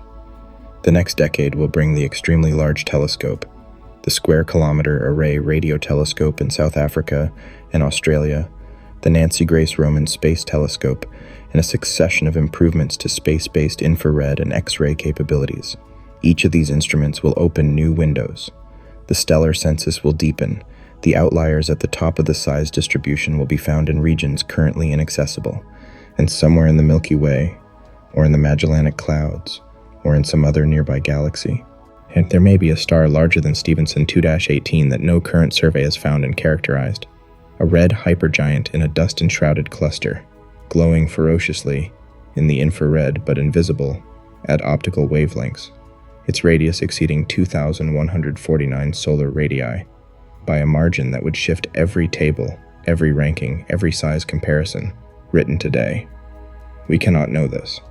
We can only note that the universe is larger than our current census of it, that the most extreme objects tend to be found in the most recently surveyed territories, and that the history of this field is a history of continuously extending the range of what is detectable and being surprised by what is there. At this point in the investigation, having traveled from the familiar red dot of Antares through the chaos of UY Canis Majoris and the revised measurements of UY Scuti to the current record holder Stephenson 2-18, it is necessary to hold the entire picture with appropriately calibrated uncertainty. The sizes are estimates. The rankings are based on those estimates. The estimates carry uncertainties that are sometimes comparable to the differences between the ranked objects. The measurement of Stephenson 2-18 at 2,149 solar radii is the best current measurement, but the uncertainty range of perhaps plus or minus several hundred solar radii means that the true size could be significantly smaller than the headline number or somewhat larger. The comparison between Stephenson 2-18 and UY Scuti is not a settled case. UY Scuti's Gaia revised estimate of 755 solar radii is more precise than the earlier estimates, but it is still a model-dependent inference and not a direct measurement of the star's physical size. Stephenson 2-18 does not have an equivalently precise distance measurement, and the dust correction uncertainty at 19,000 light-years is larger than the uncertainty for UY Scuti at 9,500 light-years.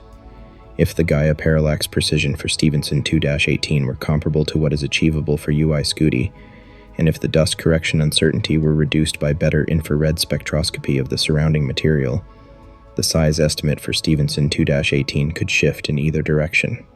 It might confirm the 2,149 solar radii estimate with smaller error bars. It might revise it downward to 1,800 solar radii or upward to 2,400 solar radii. The current measurement is the best we have. Better data would improve it. This honest acknowledgement of uncertainty is not a reason to dismiss the science. The fact that Stephenson 2-18 is among the very largest stars currently characterized, likely significantly larger than UY Scuti and VY Canis Majoris and Mu Cephei, is robustly supported, even within the uncertainty ranges. The specific number 2,149 is a point estimate. The conclusion that this star is extraordinarily large by any measure is robust.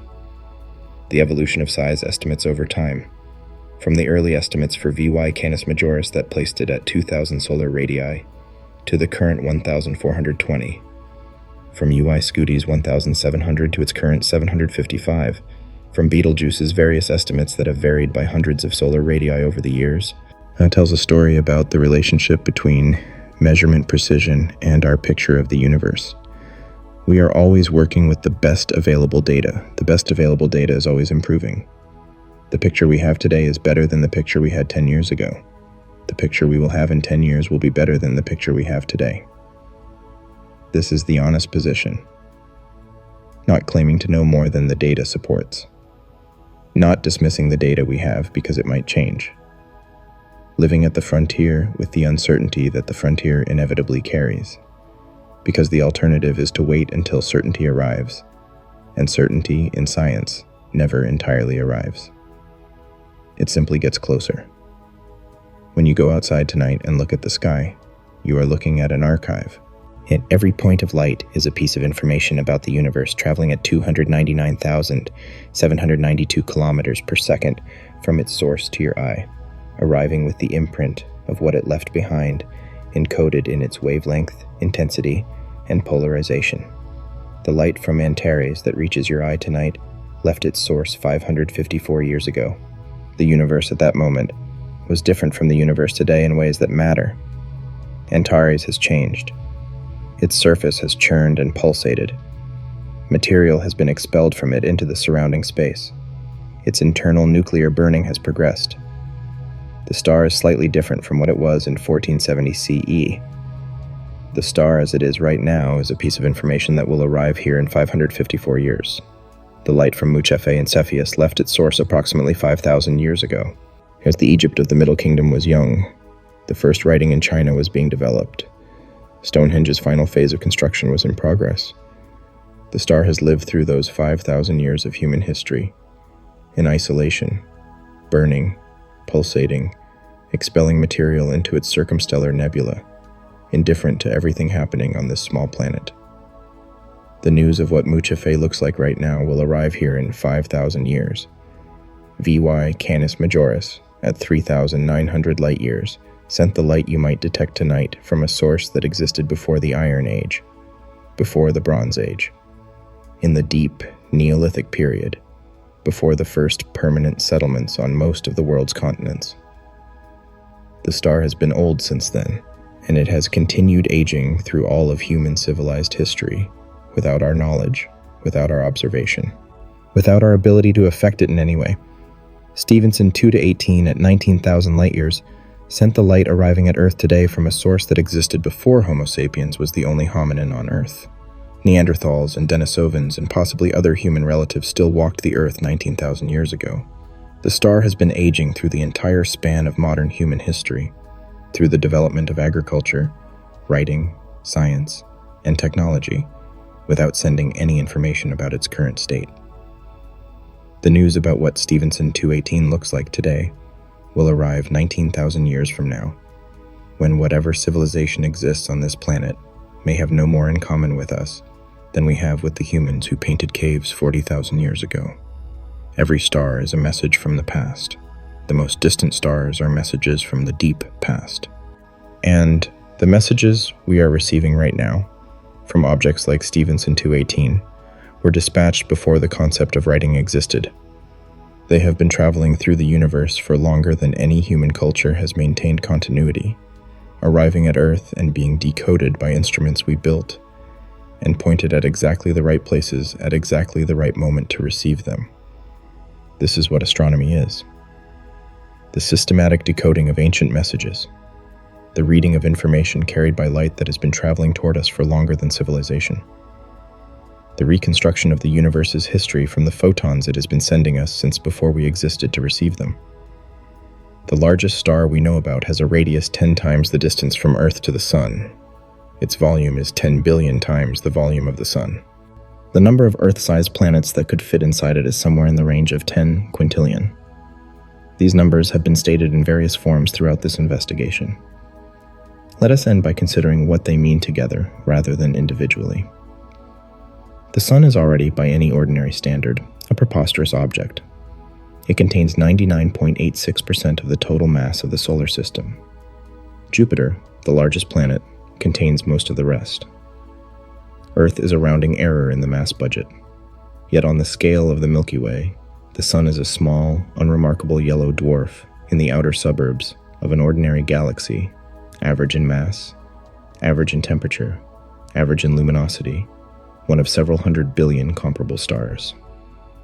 The Sun's preposterous size relative to Earth is made insignificant by the context of the galaxy. And in that galaxy of hundreds of billions of ordinary stars, there exist objects like Stephenson 2-18. Objects that make the Sun look the way the Sun makes Earth look. Objects for which the entire solar system, out to Saturn's orbit, is interior, enclosed, contained. The hierarchy of scales goes atom, molecule, cell, organism, city, planet, solar system, star cluster, galaxy, galaxy cluster, observable universe. At each level of this hierarchy, the objects of the previous level become negligible. The difference between adjacent levels is typically a factor of many millions or billions. The atom and the organism are separated by something like 10 orders of magnitude in size. The organism and the planet are separated by something like 7 orders of magnitude. The planet and the galaxy are separated by something like 17 orders of magnitude. A star like Stephenson 2-18 sits between the planet level and the galaxy level in this hierarchy, enormous relative to planets, small relative to galaxies. Its position in the hierarchy is not philosophically special, but the fact that the universe produces objects at this scale, objects where a single stellar surface encompasses a volume that our entire solar system would fit inside, is a fact about the physics of gravity and nuclear reactions, and the specific values of the physical constants that govern the universe. The universe has produced Stephenson 218. The universe has produced Earth. The universe has produced human beings. The same physics, the same constants, the same gravitational dynamics and nuclear physics that made Stephenson 218 possible also made Earth possible and made us possible. The extreme and the ordinary are products of the same underlying laws. The largest stars and the smallest organisms are expressions of the same physics at different scales, in different conditions, at different points in the universe's history. This is the deepest implication of the scale we have been exploring. Not that we are small. We knew that. Not that the universe is large. We knew that too. It is that the universe is coherent across all of these scales, governed by a single set of physical laws that produce everything from hydrogen atoms to red hypergiants, from quarks to galaxy superclusters, and that somewhere in the middle of this enormous range of scale, at a specific size and complexity level, and the universe produced something capable of measuring the rest of it.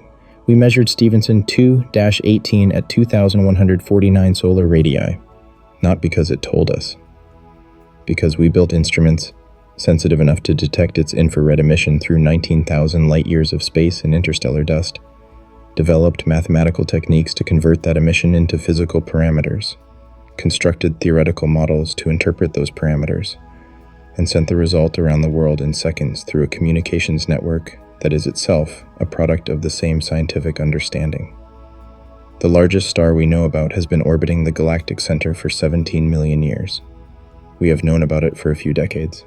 We have measured its size in the last few years. We are still refining the measurement, that contrast. And in between the star's age and our knowledge of it, between its scale and our scale, is not an argument for humility in the diminishing sense of feeling small and insignificant. It is an argument for a different kind of wonder. The wonder that something with our dimensions, our brief lives, our limited instruments, has been able to find and measure and understand even the largest stars in the observable universe. The wonder that the universe is, against all expectation, comprehensible. Go outside tonight. Find the reddest star you can see. Hold your thumbnail out and cover it. Everything you just did to hide that star, and everything in this investigation that followed from the opening instruction to do it, reflects a chain of understanding that took centuries to build and is still being extended. And the star behind your thumbnail has a history 4 or 5 billion years long. It has been burning through nuclear reactions that began before the Earth existed and will end long after whatever humans are now is gone. The light arriving in your eye from it right now is old. And the largest stars we know about, the ones measured in thousands of solar radii, the ones whose surfaces would encompass most of our solar system if placed at our sun's position, are so distant that you cannot see them with your naked eye. You need instruments. You need infrared telescopes and spectrographs and computers and theoretical models and the cumulative work of centuries of physics and mathematics to even know they exist. They sit in the catalog of extreme stellar objects that science has painstakingly assembled, each entry representing months or years of observation, analysis, and peer review. Stephenson 2-18, 2,149 solar radii, 17 million years old, 19,000 light-years away. A surface temperature of 3,200 Kelvin, a luminosity of 440,000 suns, a radius 1.5 billion kilometers, extending from where our sun would be to where Saturn orbits. The current record holder, the largest known star in the observable universe. Subject to revision when better data arrives, almost certainly not the largest star that exists. The search continues. The instruments are being built. The surveys are being planned. The catalogs are being extended into regions of the sky not yet characterized in sufficient detail to find the next record holder, if there is one, or to confirm that Stephenson 2-18 is genuinely extreme in an absolute sense. We will not know the answer tonight, Science does not deliver answers on demand.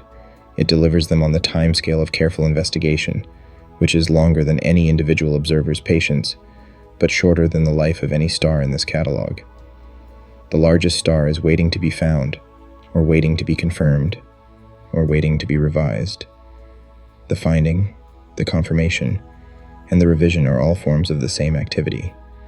The systematic measurement of the universe, conducted by instruments built for the purpose, interpreted by minds shaped for the purpose, reported in numbers that resist intuition, and demand a different kind of understanding than the one we use to navigate our daily lives. The universe is enormous. We are small. But the measurement of the universe by the small is one of the most improbable and most extraordinary things the universe has produced, and it is ongoing, right now, at every telescope on Earth and in orbit, in every laboratory where spectra are being analyzed and distances calculated, and size estimates revised. Somewhere in the data arriving tonight from a telescope in Chile or Hawaii, or from a satellite in Earth orbit, there may be a measurement of a star not yet recognized as remarkable, a point in a catalog, a number in a table, waiting for the analysis that will reveal it as something more, waiting for the moment when a researcher looks at a spectrum, compares it to a model, converts the brightness and temperature to a radius, and sees a number larger than any that has been published before. That moment may be years away. It may be decades away. It may be tomorrow.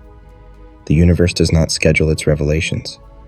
It simply holds them, frozen in the light of distant stars, and waits for us to find the right direction to point. The largest star we know about today will not be the largest star we know about forever. The catalog is growing. The instruments are improving. The sky has not yet given up all of what it holds. If this moved you, the next measurement is already being made. There is a question that this investigation has been circling without landing on directly, and it deserves its own examination before the final word is said. The question is this: is there a theoretical maximum size for a star? Is there a number in solar radii beyond which no star can grow regardless of its initial mass or formation environment? And if that limit exists, how close to it is Stephenson 2-18? The answer involves several layers of physics that interact in complex ways, and the honest answer is that the theoretical upper limit on stellar size is not precisely known. But the constraints that exist are interesting, and they tell us something about why the universe produces stars the sizes it does, rather than stars 10 times larger or 100 times larger. The most fundamental constraint is the Eddington luminosity limit, discussed earlier in this investigation. When a star's luminosity reaches the Eddington limit for its mass, radiation pressure exceeds gravity, and the star begins to lose mass rapidly. For the most massive stars, those with initial masses of 100 solar masses or more, the Eddington limit is reached even during the main sequence phase, and these stars drive such powerful winds that they continuously shed mass throughout their lives. By the time a very massive star reaches the red supergiant phase, it has already lost a significant fraction of its initial mass to stellar winds. This mass loss is the key limiter. A star that forms with 50 solar masses might arrive at the red supergiant phase with only 25 or 30 solar masses remaining. The reduced mass means reduced gravity, which means a more extended and dilute envelope, which is consistent with the large sizes we observe. But the reduced mass also means a lower Eddington limit, which means the stellar wind becomes even more intense as the star gets larger, which means more rapid mass loss, which tends to stop the expansion. The feedback loop is complex and has been studied with stellar evolution models of various degrees of sophistication. The most comprehensive current models suggest that red supergiants can reach sizes of roughly 1,500 to 2,000 solar radii under reasonable assumptions about mass loss rates and initial conditions. Getting to 2,149 solar radii, as Stephenson 2-18 appears to be, requires either initial conditions at the high end of the reasonable range or some modification of the standard mass loss treatment.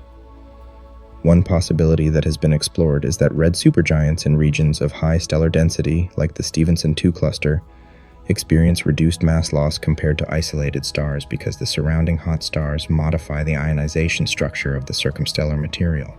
And another possibility is that the specific metallicity and composition of the star's outer envelope, which determines how opaque it is to radiation and therefore how efficiently radiation can drive a wind, is different from the standard assumptions. A third possibility, more speculative but not excluded, is that Stephenson 2-18 is currently in a brief phase of extreme expansion that is transient. Some stellar evolution models produce brief excursions to very large radii during specific evolutionary transitions, radii that are not maintained for long before the star retreats to a more stable configuration. If Stephenson 2-18 is in such a transient phase, it may currently be at or near the maximum radius it will achieve, soon to begin contracting back toward a more compact and hot state as mass loss removes the outer envelope. And this would explain why we observe a star at 2,149 solar radii without this being the typical maximum red supergiant size. Such extreme radii may be briefly achieved by stars at specific evolutionary moments and then quickly passed. Observing one at such a moment would be a matter of timing, and the large size would not persist long enough to be common in any survey. The question of whether Stephenson 2-18 is near the absolute theoretical maximum for red supergiant size, or whether stars of 3,000 or 4,000 solar radii are in principle possible, is currently unanswerable from the observational side because no star of that size has been identified. The theoretical models are uncertain enough that they cannot rule out such objects, but they do not predict them as a natural consequence of standard stellar evolution, as they would require specific unusual conditions or evolutionary histories. The honest answer is, we do not know the absolute maximum. We know the current observed maximum is approximately 2,149 solar radii, and we know that both the observed and theoretical limits will be refined as better data and better models arrive. This investigation has focused on the 5 or 6 most extreme stars in the known universe by size, but there are others worth mentioning that appear in any discussion of the largest known stars, objects that crowd the top of the ranking and that have interesting stories of their own. Westerlund 1-26 is a red supergiant in the Westerlund 1 superstar cluster, a massive and young cluster in the constellation Ara. Earlier estimates placed its radius at perhaps 1,500 to 1,800 solar radii, which would make it competitive with UY Canis Majoris and potentially with Stephenson 2-18. However, the distance to Westerlund 1 itself is uncertain, and recent measurements have revised the distance and therefore the stellar properties of its members. The current best estimates for Westerlund 1-26 place it at perhaps 1,200 to 1,500 solar radii, large, but not in the record-breaking category. NML Cygni is another massive red hypergiant, with estimates in the range of 1,000 to 1,650 solar radii, depending on the methodology and assumptions used. It is surrounded by a complex circumstellar shell of expelled material and is one of the most luminous infrared sources in the Milky Way. Its exact size is uncertain for the same reasons that apply to most of the stars in this investigation, but it is undoubtedly one of the very largest known. Keua Cygni has been estimated at various sizes ranging from a few hundred to over 1,000 solar radii. It is a variable star with large brightness fluctuations that make measurements difficult, and the range of published estimates reflects genuine uncertainty rather than measurement error in any simple sense. AH Scorpii is a red hypergiant in the constellation Scorpius with size estimates of roughly 1,000 to 1,400 solar radii, similar in scale to the other major hypergiants. It is less well studied than Mu Cephei or VY Canis Majoris, but has attracted increased attention as surveys of the red supergiant population have become more systematic. The interesting thing about this list of near record holders is that several of them are in clusters or associations with other massive stars. Consistent with the idea that the most extreme red supergiants form preferentially in rich star-forming environments, Westerlund 1-26 in Westerlund 1, NML Cygni in Cygnus OB2, Stephenson 2-18 in the Stephenson 2 cluster. The pattern suggests that the formation environment matters for producing stars at the extreme end of the size distribution. This is a testable prediction. If the most extreme red supergiants are preferentially found in rich clusters, then a survey of the massive star clusters in the inner Milky Way should find more extreme objects per cluster than would be expected from a random distribution of stellar properties. The architects-type programs for massive star surveys, combined with the new generation of spectroscopic instruments and the improved infrared imaging capabilities of forthcoming telescopes, will test this prediction in the coming decade. There is something this investigation has been doing throughout that deserves a moment of explicit acknowledgement. It has been translating astronomical numbers into human-scale comparisons. Stars engulfing the solar system, light taking hours to circumnavigate a stellar circumference, surface gravities weaker than any vacuum on Earth, the distance light travels and the time it takes to say the word star. These comparisons are not just explanatory tools. They are doing something more specific. They are attempting to give the reader a feeling rather than just an understanding. Understanding 2,149 solar radii as an abstract number is a cognitive act. Feeling what it means for Saturn's orbit to be inside a single stellar surface is a different kind of act. The science says what the numbers are. The comparison attempts to say what the numbers mean. The two are not the same, and the difference between them is the gap between information and comprehension. The numbers in this investigation are real. Stephenson 218's radius of approximately 1.5 billion kilometers is a measured physical quantity, not a metaphor. The statement that Saturn would orbit inside the star is an arithmetic consequence of that measurement and the known orbital radius of Saturn. The comparison is not an exaggeration or a simplification. It is a restatement of the measurement in terms that place it in a context the reader already knows. What the comparison cannot do is give the reader the actual experience of scale.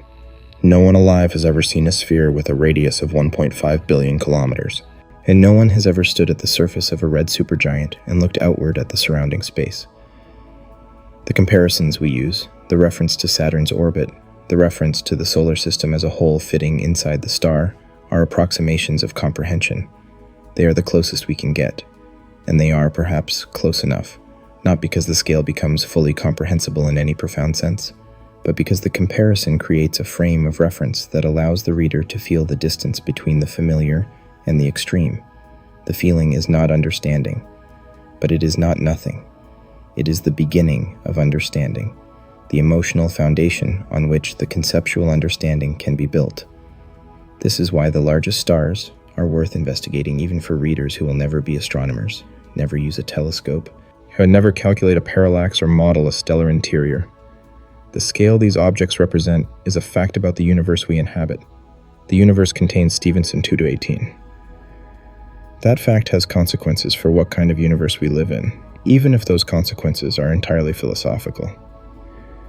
We live in a universe where the largest structures are of the kind we have been describing. Not infinite, not abstract, physically real, measurable, finite, subject to the same physics as the smallest structures. The universe has a range, from the Planck length at the smallest end to the scale of galaxy superclusters at the largest. Stephenson 2-18 sits somewhere in the middle of that range, as all individual stars do. Enormous from our perspective and negligible from the perspective of the observable universe as a whole. And knowing this changes something. Not in a way that can be precisely specified or easily communicated, but in the way that any accurate picture of reality changes the person who holds it. The world looks different when you know it correctly. The sky looks different when you know what is in it. The red dot you cover with your thumbnail looks different when you know it is a catastrophe in progress. A nuclear furnace the size of a stellar system. A factory for elements that will outlast the star itself by billions of years. The difference is not comfort or discomfort. It is not smallness or bigness. It is clarity. The universe is what it is, and knowing what it is more precisely than you knew before is, independent of any other consequence, a good thing to have done. Yet there is a specific moment in the history of stellar astronomy that captures the spirit of everything this investigation has been building toward. It is not a single event. It is a pattern. In 1992, VY Canis Majoris was estimated at roughly 1,800 solar radii, and considered by many to be the largest known star. The number was accepted. The textbooks said it. The popular science articles repeated it. In 2003, UY Scuti began accumulating size estimates that challenged VY Canis Majoris's status. By the early 2010s, UY Scuti at 1,700 solar radii was being described as the largest known star in many sources. In 2020, the analysis of Stephenson 2-18 placed its radius at 2,149 solar radii and shifted the record. Also in 2020, the Gaia revised distance to UY Scuti cut its estimated size roughly in half. In the same years, revised analyses of VY Canis Majoris reduced its size estimate to the current 1,420 solar radii. The record has moved. The ranking has changed. The same stars, in the same positions in the sky, with the same physical sizes, have appeared at different points on the ranking list as measurements improved. None of this should be surprising. It is the process working correctly. But the specific pattern, the way the record has moved, is instructive. The record tends to move outward.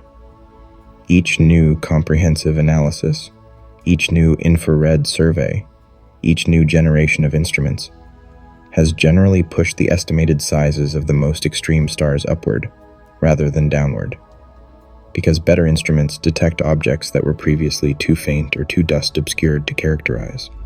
The downward revisions, like UY Scuti's Gaia correction, happen when better distance measurements correct previous overestimates. But the discovery of new candidates, like Stephenson 2-18, has generally added objects at the upper end. This pattern suggests that the true distribution of red supergiant sizes extends to larger values than the surveys conducted so far have fully sampled. The current record may be not just the current largest known star, but a hint at the upper tail of a distribution that extends further than we can currently see. Better surveys will populate that upper tail more fully and may find objects that dwarf even Stephenson 2-18, or they will not. The distribution may have a steep cutoff near the current record, and better surveys will simply find more objects near but not exceeding the current maximum. The theoretical models are consistent with both possibilities, and only better observational data can distinguish between them. The record is provisional. The record has always been provisional. The record will remain provisional for as long as there are regions of the universe incompletely surveyed at the depth needed to characterize the most extreme stars. Given the scale of the Milky Way and the current state of our surveys of its inner regions, that condition is likely to persist for several more decades at minimum. What this means for anyone looking at the night sky tonight is that the largest star in the observable universe, as far as we currently know, is Stephenson 2-18. What it means for anyone looking at the night sky in 2045 or 2060 may be different, may be a different name and a different number, a number larger than the one printed in any current reference. The universe is not done revealing itself. It has been revealing itself to us for as long as we have had eyes and then instruments to extend those eyes, and each extension has shown us things we did not expect and could not have predicted from what we previously knew. The largest star we know about today is not the last word. It is a page in a book that is still being written, a data point in an investigation that is still ongoing, a number in a catalog that is still growing. That catalog is growing tonight. Someone somewhere has a telescope pointed at a star cluster in the inner Milky Way, gathering infrared photons through the interstellar dust, building up signal in a spectrograph, preparing to run the analysis that will produce a spectrum, compare it to models, calculate a temperature and luminosity, estimate a radius. The result may be unremarkable. Most results are, but one of these nights, in one of these analyses, a number will appear that is larger than 2,149, and when it does, the record will move again. We will not know it has moved until the paper is published, the peer review completed, the result checked and confirmed and reported. Science does not announce itself in real time. It accumulates in databases and preprint servers and journal archives until the pattern becomes clear enough to describe. But the pattern is there, building, in data arriving at telescopes every clear night, in photons crossing the galaxy for 15,000 or 20,000 years, and arriving at our instruments in this particular decade of all the decades that have passed since the universe began. The largest stars are out there. burning, expanding, losing mass, preparing to detonate. And we are here, building instruments, designing surveys, pointing telescopes, and reading the light they send us with increasing precision and increasing understanding. The thumbnail covers a star. The star does not notice. But we notice, and the noticing is the thing that makes this species different from every other thing we know about. The noticing and the sustained, patient, systematic effort to understand what we have noticed. The largest star is waiting to be found. The instruments are being built. The survey is ongoing. We begin. One more comparison before this investigation closes, because the last comparison is the one that should stay. The sun will eventually become a red giant, not a red supergiant, not a hypergiant, a red giant expanding to perhaps 100 to 200 times its current radius, engulfing Mercury and Venus, and possibly reaching Earth's orbit. This will happen in about 5 billion years. In astronomical terms, that is the near future. When the sun expands into a red giant, it will be for a few 100 million years, one of the larger stars in its local neighborhood, visible across great distances as a bright red point. Part of the population of evolved stars that future civilizations, if any exist, would catalog and study in the way we are cataloging and studying the red supergiants of our time. But even at its maximum size, even at the most expanded phase of its red giant evolution, the sun will be roughly 200 solar radii. Stephenson 2-18 is 2,149 solar radii. The sun at its largest, at the moment it has swollen to engulf the orbits of the inner planets, will be 1/10 the size of the current record holder. 1/10. The sun's maximum future size fits 10 times inside Stephenson 2-18's current radius. The entire trajectory of the sun's life, from its formation to its death as a white dwarf, passes through a maximum size that is a small fraction of the current record. This is the final comparison, not the most dramatic, but the most personal, because the sun is ours. It is the star that made the Earth possible. The star that drives every weather system, every ocean current, every photosynthetic reaction, every biological process on this planet. The star that has been providing exactly the right amount of energy for liquid water to exist on Earth's surface for the past 4.5 billion years. The star around which every human being who has ever lived has made their orbit. And that star, our star, the most important object in the solar system from the perspective of every living thing on Earth, is 1/10 the size of the current record holder. The record holder is real. It is out there, 19,000 light years away, burning at 3,200 Kelvin, losing mass at extraordinary rates, preparing on a timescale of millions of years for the explosion that will scatter its contents across the inner Milky Way.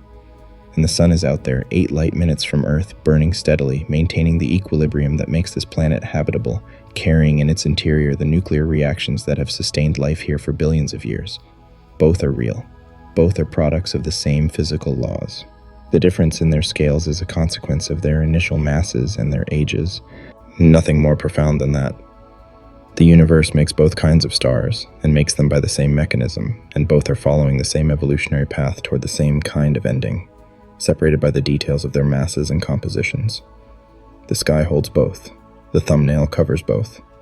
And the investigation of both, from the ordinary to the extraordinary, from the familiar sun to the record-setting Stephenson 2-18, is the same investigation, conducted by the same instruments, driven by the same question: what is the universe? And how big is it? And what are the things inside it?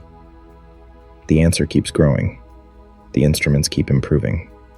The catalog keeps extending. And somewhere in the night sky, there is a red star waiting to be found that will make 2,149 solar radii look ordinary. We are looking.